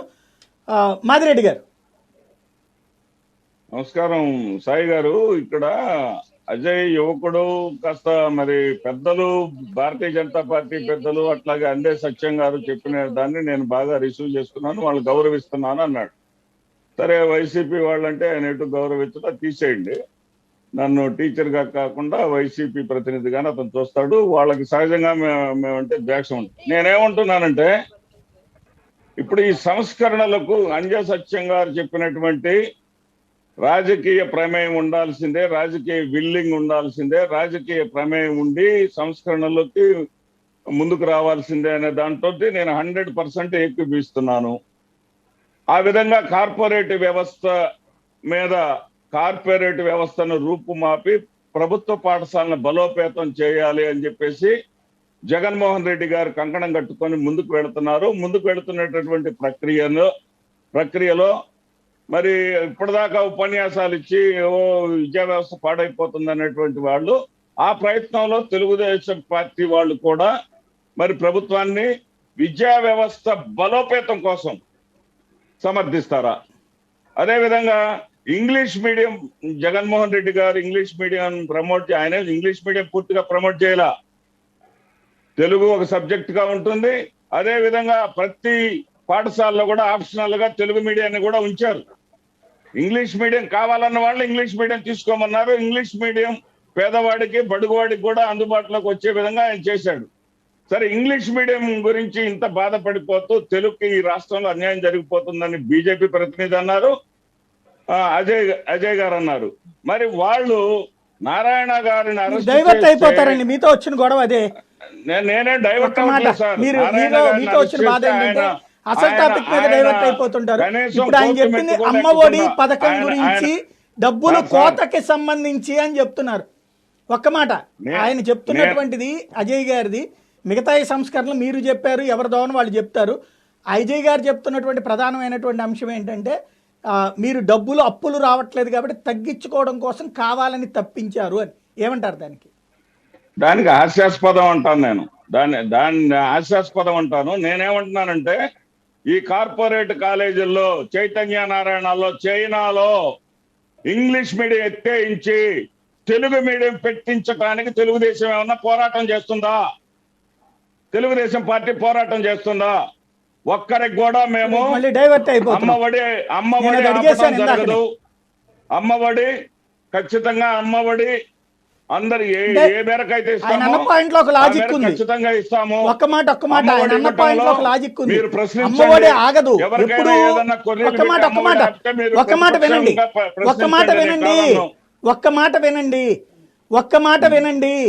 మాట వినండి. ఆయన అన్న దాంట్లో ఒక లాజిక్ ఏంటంటే ఇప్పుడు వాళ్ళకి ఇప్పటిదాకా ఇచ్చారు, డబ్బులు ఇచ్చారు. ఇప్పుడు వాళ్ళు 10th నుంచి ఇంటర్మీడియట్కి వెళ్తే మళ్ళీ మీరు విద్యా దీవెన ఏదో పేరుతో డబ్బులు ఇవ్వాల్సి వస్తుంది.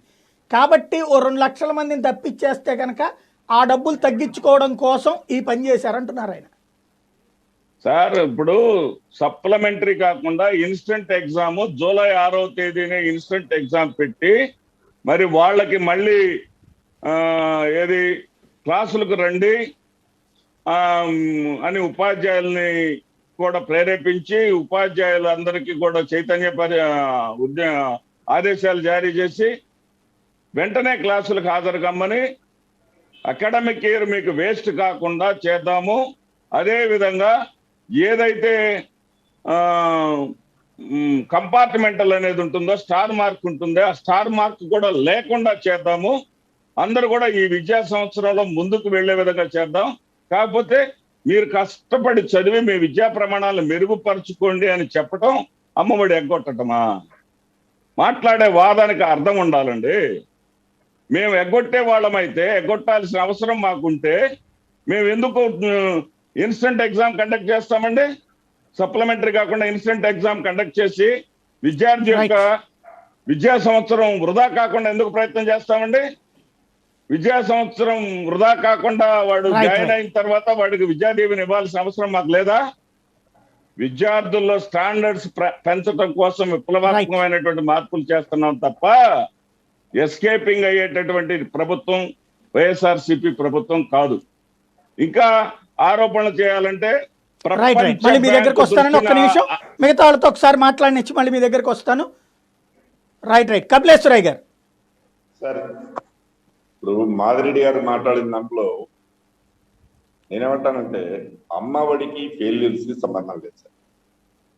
అమ్మఒడి అనేది ఒక ప్రోత్సాహం అంతవరకే, కానీ ఈ ఫెయిల్యూర్స్ దాన్ని గుడిపెట్టడం సరైనది కాదు. దాంతో పాటుగా మాదిరెడ్డి గారు అన్నట్టుగా ఇన్స్టెంట్ ఎగ్జామ్స్ ఎందుకు కండక్ట్ చేయాలండి? Why you are conducting instant exam? Is there necessity?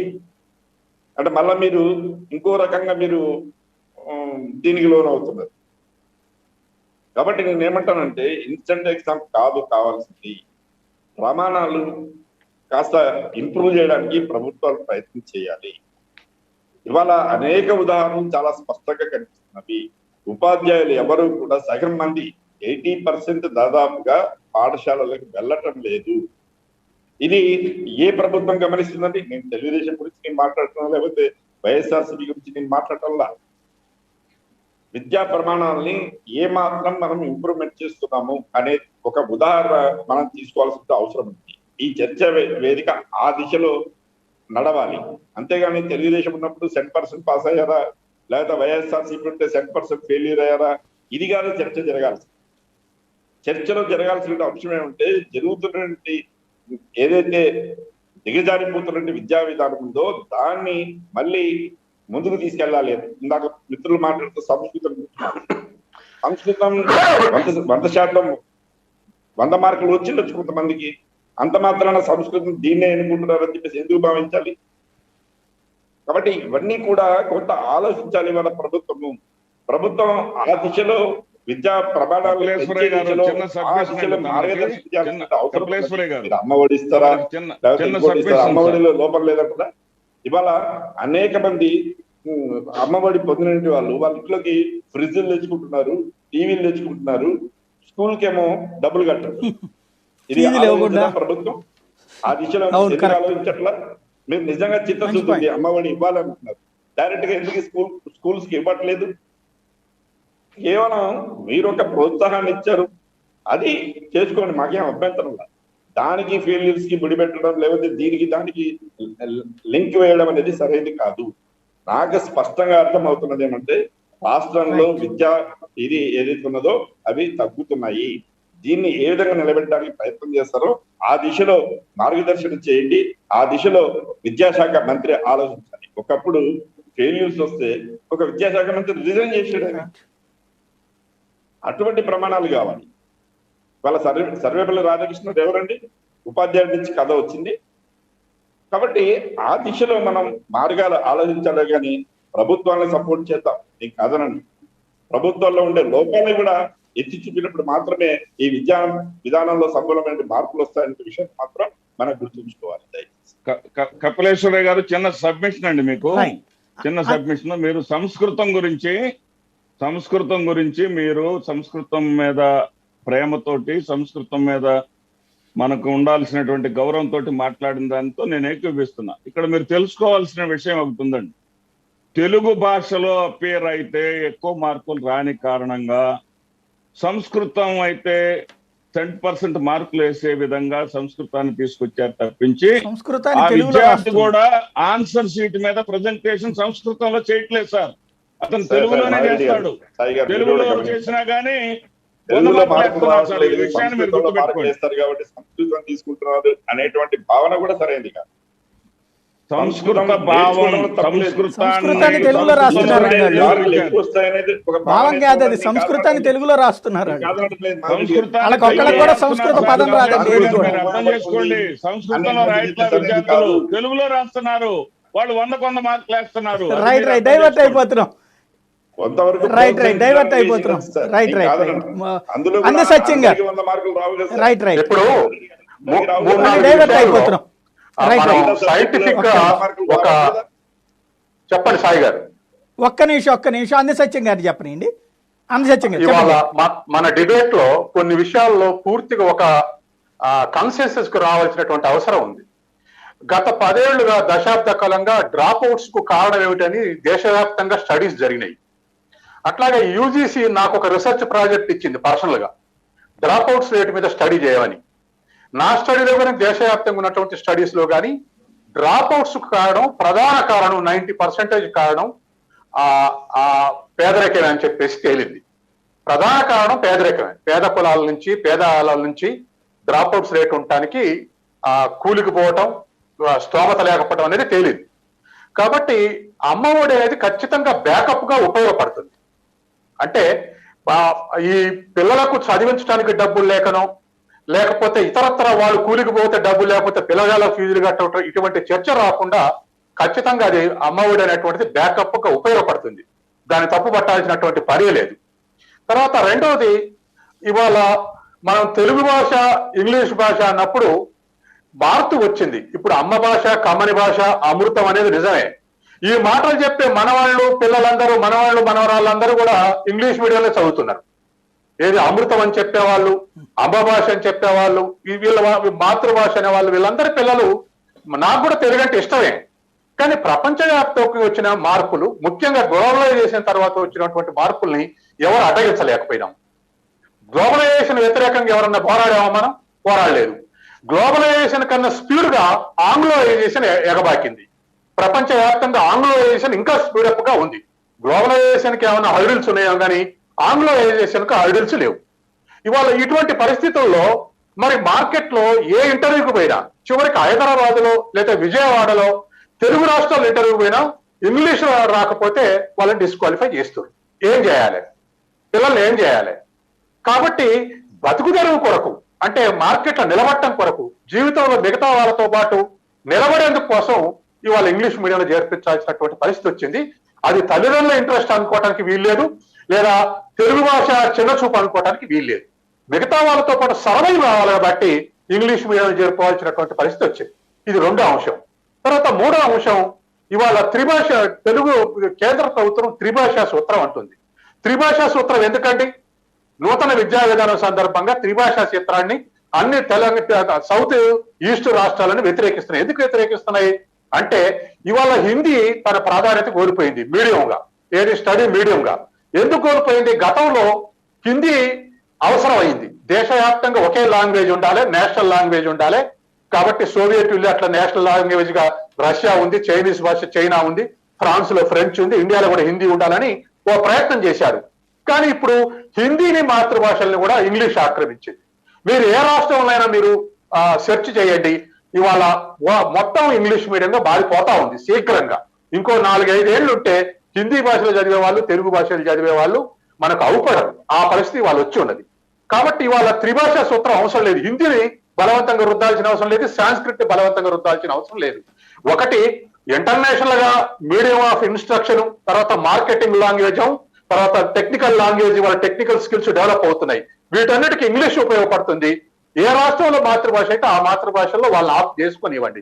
Telugu వాళ్ళని తెలుగులో చదువుదాం, తర్వాత తమిళ వాళ్ళు తమిళంలో చదవనివ్వండి.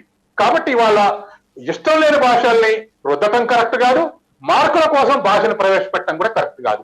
ఇంతకుముందు సాంస్క్రిట్ వచ్చినప్పుడు 1-2 దశాబ్దాలు సాంస్క్రిట్ తోటి కార్పొరేట్ కాలేజెస్ అడ్వాంటేజ్ తీసుకున్నాయి. మిగతా ప్రైవేట్ కాలేజెస్ కానీ, మధ్యతరగతి ప్రైవేట్ కాలేజీలు కానీ, ప్రభుత్వ కాలేజీలు కానీ ప్రధానంగా డిఫరెన్సియేషన్ వచ్చింది సాంస్క్రిట్ మార్కుల దగ్గరే. మిగతా వాళ్ళందరూ సాంస్క్రిట్ ప్రవేశపెట్టలేదు, కార్పొరేట్ స్కూల్ సాంస్క్రిట్ పెట్టారు, 100 మంది ఇచ్చారు, చేశారు. మరొక విషయం ఏంటంటే ప్రాక్టికల్స్ ని ఫాల్స్ గా మార్చినాయి కార్పొరేట్ స్కూల్ కాలేజెస్ కానీ, స్కూల్స్ కానీ. ఎందుకు? అసలు మీరు పోయి చూడండి, ల్యాబ్లు ఎన్ని ఉన్నాయో చూడండి, ప్రైవేట్ స్కూల్స్ లో కానీ, ప్రైవేట్ కాలేజెస్ లో కానీ ల్యాబ్స్. అటువంటి మొత్తం కూడా వాళ్ళని చూసి గవర్నమెంట్ స్కూల్లో కూడా ల్యాబ్లు బంద్ చేశారు. కానీ అందరికీ మార్కులు 30కి 30 వస్తాయి ప్రాక్టికల్ మార్క్స్. కాబట్టి సాంస్క్రిట్ 100 వేయటం, ప్రాక్టికల్ మార్క్స్ 30కి 30 వేయటం తోటి కార్పొరేట్ మార్కులకు, మిగతా కాలేజీ మార్కులకు పెద్ద డిఫరెన్స్ వచ్చింది. అది నాశనం చేసింది ఇంటర్మీడియట్ ఎడ్యుకేషన్ కానీ, 10th క్లాస్ కానీ నాశనం చేసింది. కాబట్టి ఇవాళ మనం ఇటువంటి లోపాలన్నీ కరెక్ట్ చేసుకోవడానికి ఆలోచించాలి తప్ప మిగతా ఇప్పుడు నేను వైసీపీ కాదు, వైసీ సింపథైజర్ని కాదు. కానీ అమ్మఒడి కరెక్టే, నాడు నేడు కరెక్టే, విద్యారంగం కోసం ఏ పని చేసినా కరెక్టే. దాంట్లో ఏదైనా అవినీతి ఉంటే ప్రశ్నించండి, లేదా పొలిటికల్ అంతకన్నా ఆల్టర్నేటివ్ జగన్ ప్రవేశపెట్టినటువంటి దానికి భిన్నంగా ఇంకా మంచి పథకం ఉంటే సజెస్ట్ చేయండి. అంతే తప్ప చేసే పథకాలు లోపల కరెక్ట్ కాదంటాం కరెక్ట్ కాదు. ఎందుకంటే ఇవాళ ఇంగ్లీష్ మీడియం జగన్ ప్రవేశపెడితే ఎందుకు విమర్శిస్తారండి? ఇవాళ ఇప్పుడు కంచాయిలే కానీ మిగతా వాళ్ళందరూ ఇంటలెక్చువల్స్ ఏమంటున్నారు? కింది వర్గాలకు ఇంగ్లీష్ నిరాకరించడం వల్ల బట్టే 2 దశాబ్దాలు వెనకబడిపోయాం అంటున్నాడు. నిజం కాదా అది? మీరు దళిత వర్గాలు, మిగతా గిరిజన వర్గాల నుంచి 20 ఏళ్లకు ముందు రిక్రూట్, 10 ఏళ్ల ముందు రిక్రూట్ అయినటువంటి వాళ్ళు ఏ స్థాయిలో ఉండారు చర్చ చేయండి, నిజాలు బయటపడతాయి. కాబట్టి ఇవాళ తెలుగు నిషేధించలేదు కదా, ఏ రాష్ట్రంలో తెలుగు నిషేధించలేదు. తెలుగు ఉంటది, ఇంగ్లీష్ ఉంటది. ఇవాళ రిక్షా దొక్కే రిక్షా పుల్లరు కూడా సాయంత్రం వచ్చిన తన తోటి రిక్షా దక్కేటప్పుడు ఇంగ్లీష్ మీడియం చదువుతున్నటువంటి పిల్లలు చూసి నా పిల్లగాడు కూడా నా పిల్ల కూడా అట్టే చదవాలని కోరుకుంటుండు. సాయంత్రం వచ్చిన కూలీ దిశపై ఇంగ్లీష్ మీడియం స్కూల్లో చేర్పిస్తున్నాడు. ఇటువంటి సిచ్యువేషన్ వచ్చిన తర్వాత సుభాషితాలు చెప్పేటువంటి వాళ్ళు, ఇంగ్లీష్ మీడియం కాదని చెప్పే సుభాషితాలు చెప్పేటువంటి పెద్ద పెద్ద 80 ఏళ్ల వాళ్ళ మనవాళ్ళు మనవరాళ్ళు కూడా నేను స్ట్రెస్ అవుట్ చేస్తే ఇంగ్లీష్ మీడియంలో ఉన్నారు. కాబట్టి నేను ఇంగ్లీష్ మీడియం మీద మోజుపడమని అడగట్లేదు. సర్వైవల్ క్వశ్చన్ వచ్చింది ఇవాళ, అంటే జాబ్ క్వశ్చన్ వచ్చింది. జీవితంలో ఇదివరకు 70% మంది వ్యవసాయం చేసుకున్నారు, ఇవాళ 70% మంది సర్వీస్ సెక్టర్ వచ్చింది, అందరూ జాబ్స్ చేస్తున్నారు. ఈ జాబ్స్ లో గతంలో నాగలి దున్నటం, కోండ్రేయటం వచ్చిన వాడు వ్యవసాయంలో సర్వైవ్ అయినట్టే ఇవాళ ఇంగ్లీష్ మీడియం 4 పదాలు వచ్చిన వాడే సర్వైవ్ అవుతుండే జీవితంలో. కాబట్టి ఆ డిఫరెన్స్ వస్తుంది, కాబట్టి దానికి అనుగుణంగా మారనివ్వండి. కాబట్టి మనం జగన్ మీద కోపంతోటో లేదా వైసీపీ కోపంతోటో రాంగ్ అటాక్స్, రాంగ్ వేలో మనం డిబేట్ తీసుకెళ్తే రాంగ్ సిగ్నల్స్ పోతాయి జనంలోకి. అందులో వచ్చే అవినీతిని, వెస్టర్న్ ఇంట్రెస్ట్ ని మనం ఇవాళ అంటున్నాం కానీ, నారాయణ లేదా ఇతర చైతన్య అంటున్నాం కానీ, చాలా మంది ప్రతిపక్ష అధికార పక్ష ఎమ్మెల్యేలకు గవర్నమెంట్ ప్రైవేట్ స్కూల్స్, ప్రైవేట్ కాలేజీలో షేర్స్ ఉన్నాయి. సొంతంగా ఉన్నటువంటి వాళ్ళు ఉన్నారు, షేర్స్ ఉన్నటువంటి వాళ్ళు ఉన్నారు. అది లేకపోతే బెదిరించి ఎలక్షన్కు సందా తీసుకునే వాళ్ళు ఉన్నారు. ప్రతిపక్షాలు ఉన్నారు, అధికార పక్షాలు ఉన్నారు. వీళ్ళకి ఎవరికి సంబంధం లేదండి? ఖచ్చితంగా సంబంధం ఉంది. కొంతమందికి ప్రత్యక్ష సంబంధం, కొంతమందికి పరోక్ష సంబంధం. కాబట్టి వాళ్ళు అక్కడ ఆ చేసే పని చేస్తారు, అధికార పక్షాన్ని విమర్శిస్తారు. అవినీతిని విమర్శించండి, లేదా ఆల్టర్నేటివ్ ఉంటే చూపెట్టండి. కాబట్టి ఇవాళ అమ్మఒడి అనేటువంటి ఖచ్చితంగా ఫైనాన్షియల్ ఉపయోగపడుతుంది. ఖచ్చితంగా మిగతా ప్రోగ్రామ్స్ కూడా వాటిని ఇంకా సరిగా ఎట్లా ఇంప్లిమెంట్ చేయాలో మనం ప్రయత్నం చేస్తే అది వస్తుంది. తెలంగాణ గవర్నమెంట్ లో అవసరం లేదన్నారు, కానీ ప్రజల ప్రెజర్స్ వచ్చి ఇంగ్లీష్ మీడియం ప్రవేశపెట్టారు తెలంగాణలో కూడా. ఇప్పుడు అన్ని జిల్లాల్లో తెలంగాణలో కూడా ఆంధ్రప్రదేశ్ లాగానే ఇంగ్లీష్ మీడియం వచ్చేసినాయి. భారతదేశ వ్యాప్తంగా అదే వచ్చేసింది. కాబట్టి ఇప్పుడు ఉన్నటువంటి హిందీ రాష్ట్రాల్లో కూడా హిందీ చదివే వాళ్ళు లేడు, ఇంగ్లీష్ మీడియం కన్వర్ట్ అవుతున్నారు. ఎందుకంటే ఇవాళ రిక్రూట్, ఇవాళ మీరు 6 లక్షల మంది హైదరాబాద్ లో పనిచేసే సాఫ్ట్వేర్ ఇంజనీర్లలో యూపీ, బీహార్, రాజస్థాన్, ఒరిస్సా ఈ 4 బీమారు రాష్ట్రాల నుంచి వచ్చిన వాళ్ళు ఎంత ఉన్నట్టు ట్రేస్ అవుట్ చేయండి. మీరు 6 లక్షల మంది సాఫ్ట్వేర్ ఇంజనీర్లలో 10% కూడా ఉండరు. మరి మిగతా వాళ్ళు 90% ఎక్కడి నుంచి ఉన్నారు? తెలంగాణ, ఆంధ్రప్రదేశ్, తమిళనాడు, కేరళ, లేదా ఢిల్లీ, లేదా బాంబే, వీళ్ళే ఉంటారు. మరి ఆ అడ్వాంటేజ్ ఉన్నత వర్గాలు తీసుకుంటున్నప్పుడు పేద వర్గాలు తీసుకోవడానికి కావలసినటువంటి ఏమిటి? ఏబిసిడీలే. అందుకని ఇవాళ మనం ఆ దృష్టి ఆలోచించాలి తప్ప, నాకు తెలుగు మీద తక్కువ ప్రేమ ఉండి కాదు, నేను అన్నట్లే నేను ఇంగ్లీష్ మీడియం చదువుకోలేదు, తెలుగు మీడియంలో చదువుకున్నా. కానీ వాళ్ళు వస్తున్నటువంటి మార్పులకు అనుగుణంగా మనం మారాల్సినటువంటి అవసరం ఉంది. మరి వరల్డ్ వైడ్ గా సిలికాన్ లో డామినేట్ చేయాలని చైనా వాళ్ళు, భారతదేశం వాళ్ళు ఇంగ్లీష్ నేర్పుకొని మొత్తాన్ని అమెరికా పంపేస్తున్నాం. అట్టనే నేను హైదరాబాద్ ఎగ్జాంపులే కాదు, మీరు ఇలా అమెరికాలో ఎగ్జాంపుల్ చేయండి. అమెరికాలో పనిచేసేటువంటి ఉద్యోగస్తుల్లో ఎంతమంది డెవలప్డ్ తరగతుల నుంచి ఉన్నారు, ఎంతమంది లోయర్ క్లాస్ నుంచి ఉన్నారో చూడండి. 90% మంది డెవలప్డ్ తరగతుల నుంచి, వర్గాల నుంచి, డెవలప్డ్ క్యాస్ట్ నుంచి ఉన్నారు. 10%, 5% మంది లోయర్ బాటమ్ లెవెల్ నుంచి ఉన్నారు. ఈ డిఫరెన్స్ వస్తా ఉంటే పేదలు ఎంతకని ఎదురు చూస్తారు? ఎంతకని వాళ్ళు అటెండర్లుగా లేకపోతే డ్రైవర్లు ఉండమంటారు? కాబట్టి ఇంగ్లీష్ మీడియంలో పిల్లల టీచర్లకు శిక్షణ ఇవ్వటం, ఇంగ్లీష్ స్కిల్స్ నేర్పటం, ఇంగ్లీష్ ల్యాబ్స్ కన్స్ట్రక్షన్ చేయటం, తర్వాత టీచర్స్ ని ఆప్టిమల్ యూటిలైజ్ చేసుకోవటం, ఇటువంటి అన్నిటి మనం గవర్నమెంట్ కు సజెషన్ చేయొచ్చు, ప్రెజర్ చేయొచ్చు. ఆ ఆస్పెక్ట్ లో మనం ఒక ఇండిపెండెంట్ గా డిబేట్ గా మనం దీన్ని తీసుకెళ్లాల్సినటువంటి అవసరం ఉంది. రైట్. ఒక్క నిమిషం అండి. టీడీపీ అధికార ప్రతినిధి దుర్గా ప్రసాద్ గారు ఇందాక నుంచి మాట్లాడతానంటున్నారు, ఒక్కసారి వారిని లైన్లో తీసుకుందాం. దుర్గా ప్రసాద్ గారు నమస్తే, ఏదో చెప్దానంటున్నారు, ఏంటది?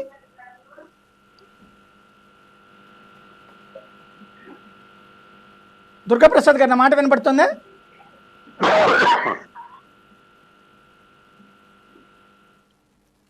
దుర్గాప్రసాద్ గారు. సాయి గారు గుడ్ మార్నింగ్ అండి. చెప్పండి. Hello, morning good morning Sai గారు. ఇప్పుడు ఈ రోజు డిబేట్ మార్నింగ్ చెప్పండి. తెలుగుదేశం పార్టీ ఇంగ్లీష్ మీడియానికి వ్యతిరేకం కాదండి. దయచేసి కొంతమంది వక్తలు అట్లా మాట్లాడుతున్నారు. చంద్రబాబు నాయుడు గారు ముఖ్యమంత్రిగా ఉన్నప్పుడు కొన్ని స్కూల్స్ ఇంగ్లీష్ మీడియం చేశాం. మేము కూడా ఇంగ్లీష్ ఉండాలి, కానీ మాతృభాష తెలుగు ఉండాలనేది తెలుగుదేశం పార్టీ యొక్క ప్రధాన నిర్ణయం. మేము దాన్ని అపోజ్ చేశాం. మేము తెలుగు అనేది పూర్తిగా తీసేస్తే ఇవాళ 30 రాష్ట్రాల్లో ఉన్నాం. 30 రాష్ట్రాల్లో కూడా ప్రతి రాష్ట్రంలో తన సొంత భాష ఏదైతే ఉందో అక్కడ వాళ్ళు దాన్ని ప్రామినెంట్ గా తీసుకుంటున్నారు. మేము కోరుకునేది అదే. తెలుగు వాళ్ళది అసలు ఒక ప్రాముఖ్యత ఉందండి. ఇవాళ తెలంగాణలో ఉంది ఇంగ్లీష్ మీడియం పెడుతున్నారు, వాళ్ళు తెలుగు ఉంచారు. మేము ఇక్కడేం అపోజ్ చేయలేదే. మేము చెప్పింది ఏంటి, ఇంగ్లీష్ మీడియమే పూర్తిగా చేసేస్తాం, తెలుగుని తీసేస్తామంటే దాన్ని తెలుగుదేశం పార్టీ ఖచ్చితంగా వ్యతిరేకిస్తాం. మేము తెలుగు అనేది ఉండాలి, తెలుగు అనేది తప్పనిసరిగా మాతృభాష ఉండి తీరాలి. వారు పెద్దలు అన్నట్టు కరెక్ట్. ఇవాళ మొత్తం సర్వీస్ సెక్టార్ పెరిగింది. తెలుగు వన్ సబ్జెక్ట్ గా ఉండాలంటారా, తెలుగు మీడియం కూడా ఉండాలంటారా? తెలుగు ఒక సబ్జెక్ట్ సైమల్టేనియస్ గా మన మాతృభాషని నిర్వీర్యం అంటున్నాం. తెలుగు ఇక్కడ ఒక సబ్జెక్ట్ గా ఉందండి. ఏదో వైసీపీ మీద తెలుగు మీడియం కూడా ఉండాలంటారా, తెలుగు సబ్జెక్ట్ ఉండాలంటారా? నేను ఇవాళ అంటున్నా నాడు మేడు సరే, స్కూల్స్ కొన్ని బడ్జెట్ ఇచ్చారు, బాగానే చేశారు, కానీ క్వాంటిటీ కాదండి, క్వాలిటేటివ్ ఉండాలి. ఇవాళ ఆంధ్రప్రదేశ్ లో క్వాలిటేటివ్ ఎడ్యుకేషన్ లేకనే ఇవాళ 10th రిజల్ట్ ఈ విధంగా అయింది. అసలు ఏంటంటే ఆంధ్రప్రదేశ్ ఒకప్పుడు ఉమ్మడి రాష్ట్రంలో ర్యాంక్స్ వస్తే మొత్తం ఆంధ్రప్రదేశ్కి వచ్చాయి. ఒక తెలంగాణ ప్రాంత వాడిగా నేను చాలా గర్వించేవాడిని. ఇవాళ ఆంధ్రప్రదేశ్ లాస్ట్ చంద్రబాబు నాయుడు గారి పరిపాలన కూడా నేనేమంటున్నా అంటే పరిపాలనతో వచ్చిన ఇదిగా కొంత కరోనా వచ్చింది, కరెక్టే, నెట్ ద్వారా చెప్పారు, నెట్ సరిగ్గా లేక ఇదైపోయింది.